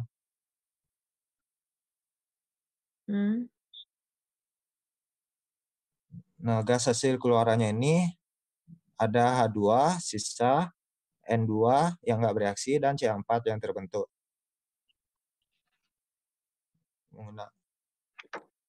Ya. Ya, sekarang masuk ke unit sintesis amonianya. Jadi, ini intinya adalah mereaksikan H2 dan N2 menjadi NH3. Kemudian dimurnikan NH3 yang terbentuk dengan dipisahkan dari komponen lainnya, seperti gas CH4. Jadi, di konverter amonia ini... mereaksikan H2 dan N2 itu maksudnya hasil produk-produk yang sebelumnya? Hidrogennya sudah dapat dari produk sebelumnya? Ya, ini kan hasil yang keluarannya. Di-input, Kenapa, Bu? Yang diinputkan di amonia converter itu apa? Ini hasil keluaran dari metanatornya. Jadi kan ada H2, N2, sama CH4. Oh iya. Iya, masih ada CH4 juga ya? Ya, ada 2O nanti juga. CH4-nya mungkin di-recycle lagi. Ya. Ini tekanannya yang tinggi kalau ini 20 megapascal ya. Tekanannya berapa ya? Belum tinggi, belum. Tekanannya sampai berapa? Lebih rendah dari yang sebelumnya sih. Yang di metanator? Yang di amonia converter. Amonia converter. Yang di metanator 2,6. Nah, ini saya perlu cocokan yang benar ya.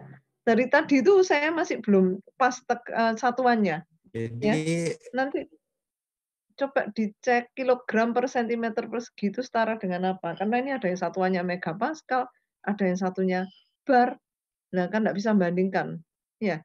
Kalau suhunya masih lebih kurang, saya cocokkan ini masih cocok. Tapi kalau yang satuan tekanan ini beda-beda. Jadi perlu penyetaraan ini. Itu kilogram per sentimeter kuadrat G. Sumbernya kilogram. Apa? Dikonversi dulu nanti. Supaya bisa tahu range-nya. Bar itu kan 10 pangkat 5 kPa. Iya. Jadi bisa dikatakan 24,1 kg per sentimeter kuadrat ini sama dengan 24 bar. Kilogram per sentimeter kuadrat itu. Bar. Ya, soalnya bar, kan ya menurut tadi saya. Awalnya kok bilang megapascal. saya Kalau bingung. Tadi kan megapascal juga itu, sama. Tadi kan juga kilogram per sentimeter kalau kubik mega, dari awal. Dari awal satuannya tadi udah ya ada jadi saya kilogram per konversinya sentimeter. gini, Bu. Ya jadi saya konversinya gini, Bu. Kan Pascal itu kan Newton per meter kuadrat. Hmm. Jadi yang di atasnya itu Newton, jadi kilogramnya ini biar jadi Newton kan dikalikan dengan gravitasi. Anggap 10. Jadi kan J-nya Kalau 200 tadi di depan, oh dibagi 10 ya, langsung gitu. Ya, kalau ke megapascal dibagi 10 gitu. Atau bawa ya, ke bar aja sama ya, nilainya hampir sama ya, ya kalau ke bar ya. ya hampir sama kebar. Ya udah kebar aja. Hmm. Lebih enak Jadi, gitu. Ya, lebih ya, gampang ya, lebih kalau bar deket ke ATM kan ya. Jadi gimana? Ini kira-kira sama dengan bar ya angkanya ya. ya. Betul ya? Nah, Ya. nanti supaya gampang bandingkannya. Kalau satunya beda-beda membingungkan. Oke, sudah selesai. Nah, gini. Ya, terima kasih. Ini tadi siapa yang presentasikan namanya? Ferdi Ferdi ya, Ferdianto. kelompok sebelah. Ya, oke. Iya. Ini kalau semua mempresentasikan, kan tidak nututi waktunya ya. Perlu memperhatikan begini. Siapa yang berbeda dari yang tadi disampaikan? Kalau ada yang berbeda, boleh saya kasih kesempatan untuk menyampaikan. Untuk bahan diskusi. Kelompok berapa? Karena lebih kurang pasti sama, tapi mungkin ada yang berbeda. Atau ada yang mau melengkapi yang tadi belum disampaikan. Ada yang lain? Mungkin kelompok 3 mau menjelaskan secara singkatnya aja, Bu, dari proses Oke. Kellogg tadi. Ya, siapa yang namanya? Muhammad Reza, Bu. Oke, Muhammad Reza, silakan. Sebentar, Bu. Saya Ya. coba share screen. Oke. Ini dimatikan dulu ya, berarti yang sebelumnya ya. Udah, Bu, udah tamatin. Sudah ya. Udah mati, Bu. Sudah terlihat belum ya, Bu? Sudah. Sudah jelas. Sudah. Oke. Jadi proses produksi amonia itu secara garis besar ada 4 unit. Yang Ya. pertama ada feed treating unit. Jadi gas alam di sini masuk ke feed treating unit yang masih mengandung impurities. Nah, impurities tadi berupa senyawa belerang dan lain-lain. Sebelum masuk ke reforming unit, primary reformer atau secondary reformer ini harus di desulfurizer agar tidak merusak katalisnya.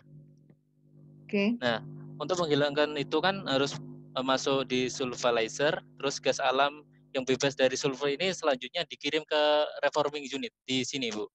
Jadi setelah dibuang di sini sulfur removal, gas alamnya kepisah, masuk ini ada tanda panah ke primary unit. Nah, di reforming unit ini gas alam yang sudah bersih dicampur dengan uap air dari ada steam biasanya, dipanaskan kemudian. Sebentar. Ini tadi kan memang dipersingkat ya. Apa sama proses sulfur removal-nya dengan menggunakan steam? Atau berbeda? Memang nggak disebutkan, tapi mungkin tadi dibaca pakai proses apa menghilangkan sulfurnya. Oh, cukup cuma di sulfurizer gitu, Bu. Tidak ada penjelasan secara Oh, nggak detail. ada data ya. Nah, Iya. itu sebetulnya ada data lengkapnya, tapi nggak apa-apa, sudah. Kita lihat yang lain sekarang terus.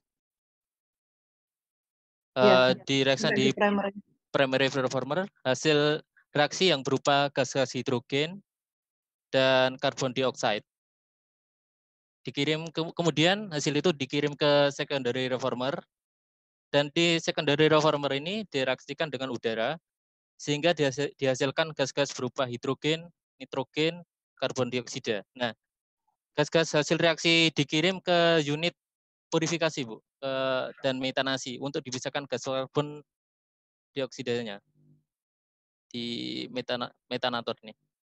Nah, di proses purifikasi dan metanasi, karbon dioksida yang ada di dalam gas hasil reaksi reforming unit dipasahkan dulu di unit purifikasi.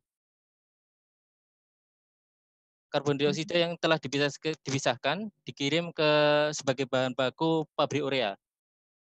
Nah, di literatur yang saya dapat, gas amonia, ada amonia cair sebagai bahan baku urea, ada amonia gas juga.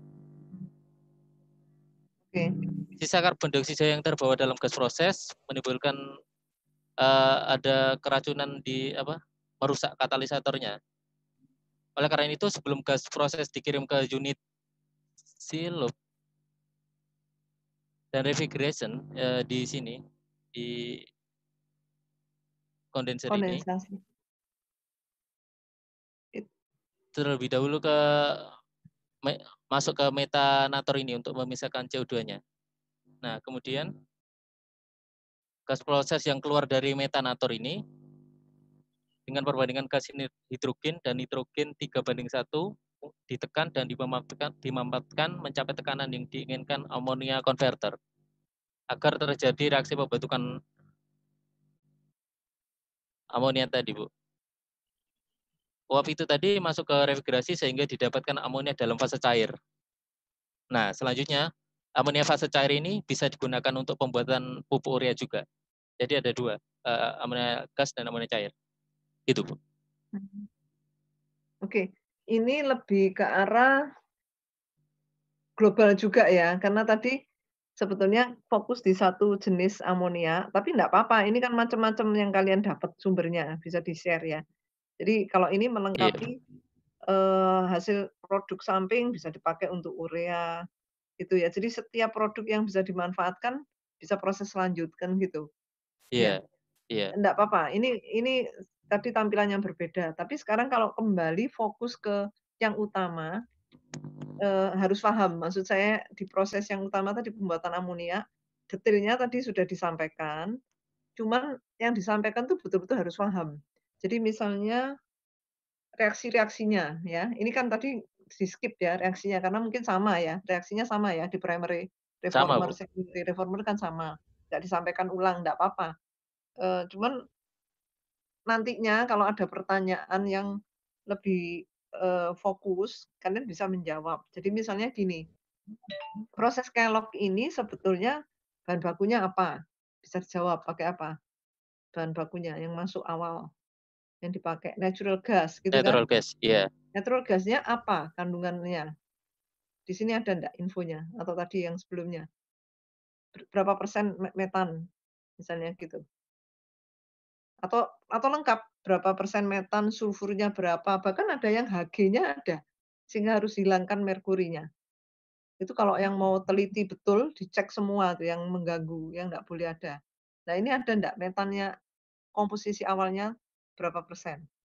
Kalau misalnya mau dicari datanya sampai detail, itu kita juga TA tuh begitu, nggak bisa gas alam gitu ya, gas alam 100%. Kandungan gas alamnya tuh apa saja. Nah ini ya. Nah ini kan, ini contoh aja, mana tadi? Tadi ada. Gas alam. Mesti tahu awalnya, metan tadi. Belum ini. Nah ini loh, composition tadi. Tabel.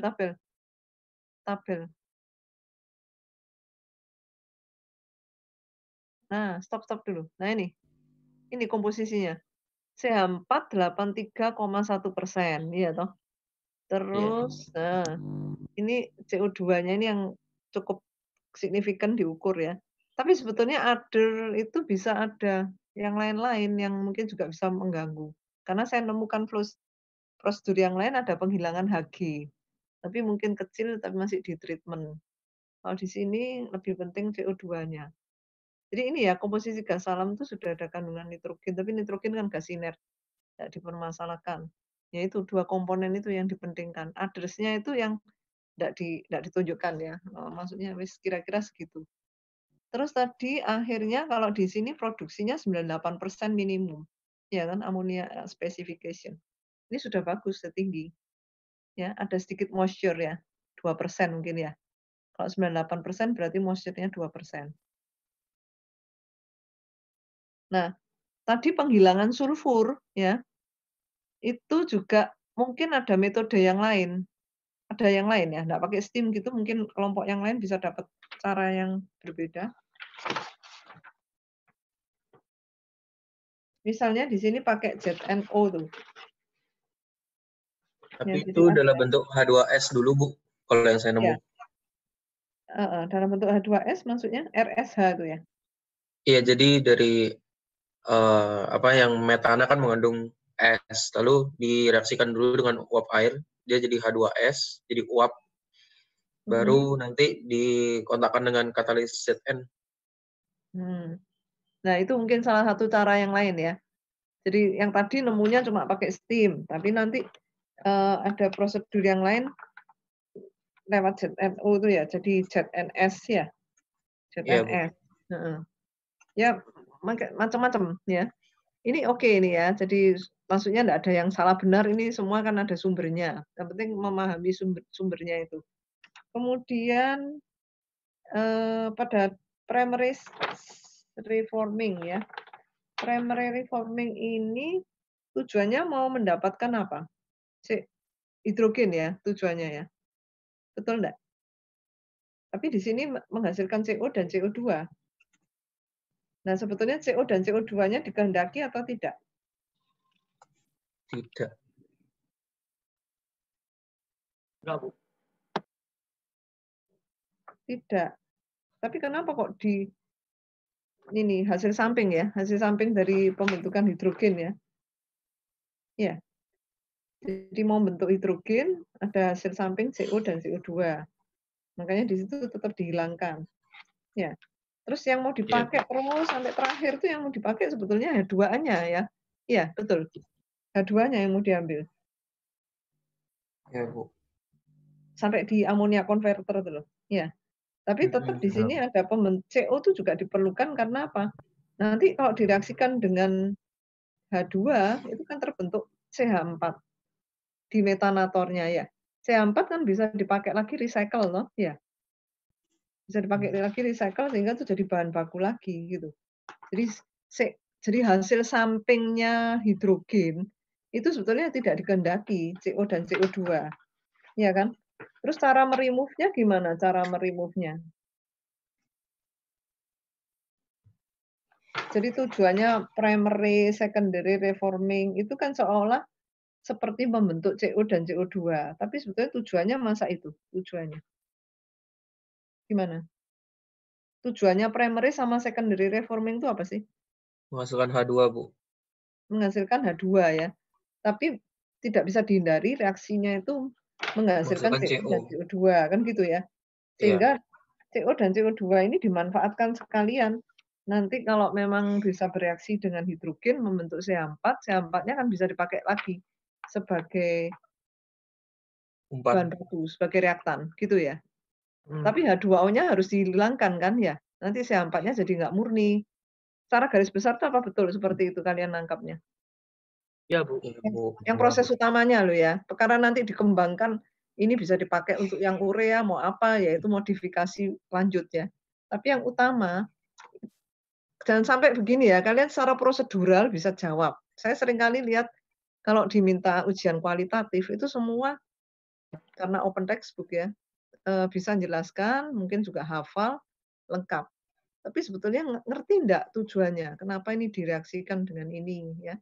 Terus kenapa harus di-remove lagi, gitu ya.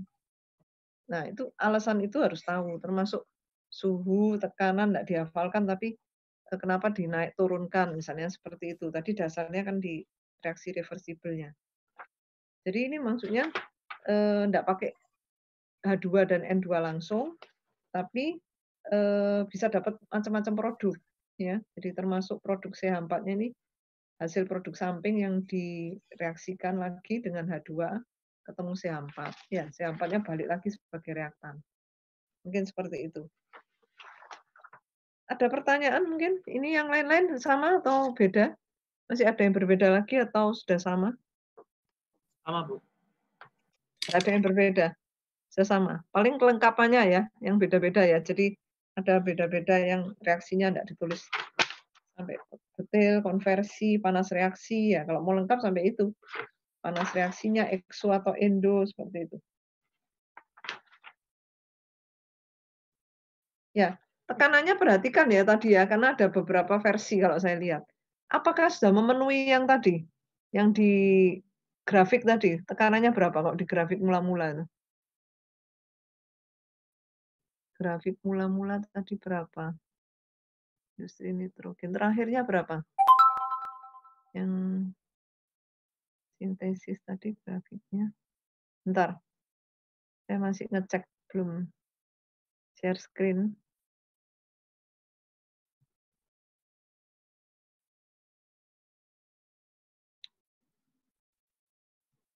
Belum saya share screen. Share screen dulu ya.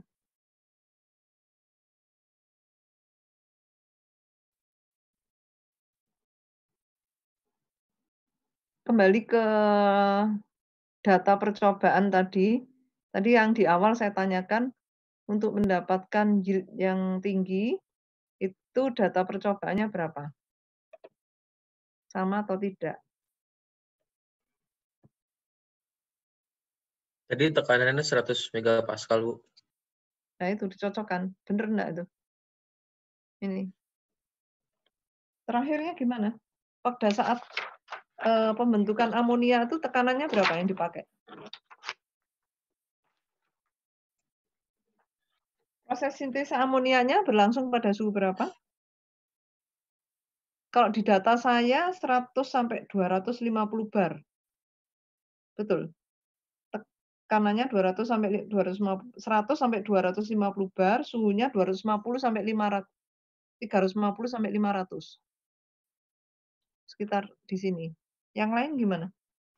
Yang di amonia converter berapa kondisi tekanan dan suhunya? Mungkin tekanannya nggak bisa sampai 100 karena kan terlalu tinggi, Bu, juga untuk bikin desain alatnya jadinya mahal mungkin. Sebenarnya kalau lebih sebenarnya kalau misalkan sama, Bu, kurang lebih, Bu, 25 sampai 35 bar. Kalau gitu saya. Ya. Iya, tapi kalau berapa? Gimana? Suhunya berapa? Suhunya sebentar saya cek tadi 200 sampai 300 sih, Bu, kalau nggak 350 sampai 400 ya. Saya dapatnya sebentar. Saya dapat datanya ini tekanannya 150 malah. Oke, sebentar, tekanannya 150 kilogram per sentimeter ini bar, 150 bar. Kita dapatnya 25 sampai 35 ATM. ATM, Bu, sorry. 25 sampai 35 ATM. Yang lain juga rendah gitu. Nah, ini dulu ya. Loh, kok lain? Harusnya tekanan tinggi. Benar. Suhunya tinggi juga ini. Harusnya rendah harusnya. Kok aneh ya? Oh, enggak cocok. Yieldnya padahal berapa? Yieldnya berapa yieldnya? Oh, sorry. Ini ya, sebentar, tingkatan sintesa amonia. Sintesa amonia ini gas sintesa masuk dengan temperatur 38 dan tekanan 24,1 ya. Kemudian dikompresi menjadi 63,4 dengan temperatur 67,4. Di amonia converter temperatur naik jadi 141 derajat Celcius dan tekanan 147. Dibagi menjadi 2. Amonia converter menggunakan katalis Fe dan dioperasikan pada temperatur 480 dan tekanan 150. Loh, kok beda-beda? Maaf, Bu, saya koreksi sedikit, Bu. Iya. Jadi tadi tekanannya kan saya 25 sampai 35 ATM. Setelah saya konversi itu jatuhnya jadi kurang lebih 2,5 sampai 3,5 megapascal, Bu. Kan rendah tuh memang. Nah, setelah saya cek lagi ke hasil produk di pembentukan amonianya, memang hasilnya hanya sekitar 30% ininya, yield-nya. Jadi memang sesuai sama grafik yang ada di slide Ibu. Datanya sih gitu, Bu. Nah, iya. Berarti ini kan tadi datanya bisa macam-macam ya. Paling enggak tapi mengacu ke sini gitu. Kalau kan enggak bisa enggak ada relatednya kan enggak mungkin, mesti ada relatednya. Makanya saya tadi cek lagi ke sini. Meskipun bermacam-macam tapi paling enggak bisa dapat yield. Kalau di situ rendah ya masuk akal. Karena benar, memang Bu. datanya seperti itu. Iya. Konversinya 30% ya. Nah, yang pingin dapat yang tinggi ya tentu saja harus ngatur pada suhu yang tekanan tinggi. Kalau yang di sini nih 15 kPa suhu 480. 15 kPa itu berapa? Megapascal. Kok masih rendah? Itu saya enggak macam-macam ini datanya. Ada yang 100 sampai 250 bar. Bar 350 sampai 500. Enggak masuk. Enggak masuk di sini. Jadi ada datanya yield-nya cuma 30% ya. Ini enggak ada datanya yield-nya berapa ini. Jadi saya enggak bisa ngecek. Ya makanya kalau dapat data yang bisa dicocokkan ke sini, ya paling enggak untuk verifikasi ya bahwa ini memang dipakai bisa dipakai patokan gitu ya.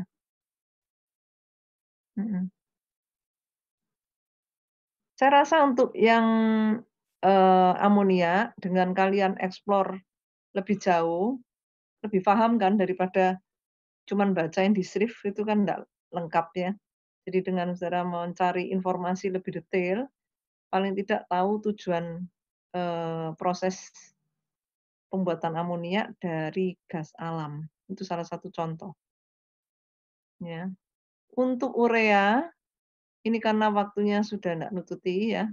Yang ini enggak usah dikumpulkan ya, kita sudah presentasi untuk saling cocokkan. Yang urea ini kalian email ke saya ya. Yang urea jadi detailkan prosesnya seperti tadi. Terserah mau proses apa ya. Kalau ini tadi kan sudah dibatasi proses Kellogg. Kalau yang urea terserah proses apa, tapi upayakan mencari proses yang tidak pakai maksudnya yang lebih ramah lingkungan, green process. Jadi bandingkan kalau ada macam-macam proses, kalian pilih yang lebih ke arah green process. Karena sekarang trennya kan harus menuju ke sana. Nah, green process ini biasanya dilihat dari bahan-bahan yang digunakan juga. Kalau memang itu ramah lingkungan, misalnya seperti itu ya dipilih. Tekanan dan suhu juga kalau bisa tidak terlalu tinggi. Jelas yang saya maksudkan? Ada pertanyaan kah? Halo? Tidak, Bu. Masih bisa dengar ini? Bisa, Ya. Bu. Ngerti maksudnya. Jadi gini, yang amonia ini tadi karena tujuannya memahami proses lebih detail di flow sheet, pilihan prosesnya tidak dibebaskan, tapi ditentukan, yaitu proses Kellogg, gitu ya. Dan ini tadi karena sudah dipresentasikan, yang urea itu kalian belum presentasi sehingga harus membuat seperti tadi dalam bentuk tulisan, tidak harus PPT ya, bisa dalam Word gitu. Nggak usah banyak-banyak, intinya ya melengkapi flow sheet dengan urean prosesnya. Jadi kondisi prosesnya, kalau ada reaksi ditulis, kalau ada panas reaksi eksotoendol lebih baik ditulis juga. Ya, terus konversi dan sebagainya. Kalau ada pilihan proses, pilih yang ke arah green proses.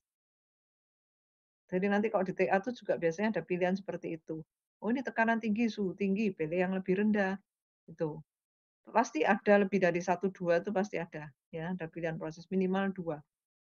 Gitu. Kalaupun nanti ketemunya yang suhu tinggi, tekanan tinggi, ya enggak apa-apa sudah kalau memang enggak ada pilihan. Tapi kalau ada pilihan, gunakan yang ini, pilihan yang lebih green proses. Dikumpulkan minggu depan ya, sebelum Jumat, terakhir hari Jumat. Nah, Jumat itu kuliah terakhir saya isi dengan topik parfum dan aditif. Ya, aditifnya bisa aditif pangan ya. Jadi kalau proses pangannya sudah pernah diajarkan, food-nya, ini aditifnya. Karena aditifnya itu juga berupa produk-produk yang bisa diekstrak ya. Jadi sekalian nanti juga aditif secara umum. Nah, kemudian 2 minggu terakhir saya sudah koordinasi dengan Pak Rudi, memang katanya belum dipresentasikan tugas ya. Tapi tugasnya dalam bentuk video ya katanya. Apa kalian sudah buat video? PowerPoint, Bu, bukan video. Oh, udah kok PowerPoint tapi di dalamnya ada videonya. Ada videonya ya. Oh. Nah, ini kalau misalnya dibagi silakan aja karena format PKM tetap dibuat. Nah, kalau presentasinya bisa diatur, di tengah-tengah ada selain itu, kalau proposal kan seolah-olah belum ada hasil. Tapi ini juga disampaikan hasil yang sudah pernah dilakukan, gitu. Bisa diatur seperti itu. Cuman durasinya berapa lama supaya bisa dalam 2 kali pertemuan itu semuanya bisa presentasi. Itu kira-kira 15 menit diatur supaya cukup. Bisa buat pemaparan yang waktunya sekitar 15 menit per kelompok. Atau plus tanya jawab bisa lebih kurang berapa? Bisa kok, Bu. 12. Bisa. Ini bisa ya. 20 menit. Untuk PKM-nya itu format PKM apa ya, Bu ya? Nah, itu mesti download. Format Iya. PKM itu ada. Yang Nah, itu kan ada PKM GT itu ya, PMGT. Iya, iya kayak gitu, Bu. Nah, masuknya ke PKM apa gitu? PAKMP mestinya. Kalau kamu percobaan kan ada PKMP. Tapi kalau memang itu enggak ada data rancopnya, rancangan percobaan yang lengkap atau terlalu sedikit gitu bisa masuk PKMGT. Jadi kalau sederhana kan enggak bisa masuk PKMP. Nanti kan kalau tidak ditetapkan salah satu jenis PKM nanti jadinya Nah, rancu itu kan, Bu? gimana? Ya, saya nggak tahu waktu kalian di awal itu kan yang menentukan kelayakannya dari Pak Rudi. Pak Rudi mengarahkan kemana? Pak Rudi bilangnya PKMK. PKMK. Oh ya PKMK aja loh gitu, program kreativitas ya. Pedomannya udah diupload di WLS-nya juga. Sudah. Ya kalau sudah ya yang ngikuti yang itu karena saya di tengah-tengah kan nggak bisa merubah. Yang sudah aja diteruskan. Ya. Ya, jadi kalau memang PKMK rasanya enggak PKMGT, enggak PKMP, memang PKMK ya. Nanti lanjutnya kan ke apa namanya, KWU kalau nggak salah ya. Mau diarahkan ke situ juga, kewirausahaan. Jadi ini sebagai latihan awalnya supaya nanti lebih lancar di mata kuliah KWU. Ya, jadi yang belum baca petunjuknya mungkin bisa lihat lagi ya. Sebelum UTS itu mungkin sudah diupload sama Pak Rudi ya. Oke. Ya, sampai ketemu minggu depan kuliah terakhir untuk topik yang parfum dan aditif. Ya. Saya akhiri dulu ya. Ya, Bu, terima kasih. Ada pertanyaan. Terima kasih, Bu.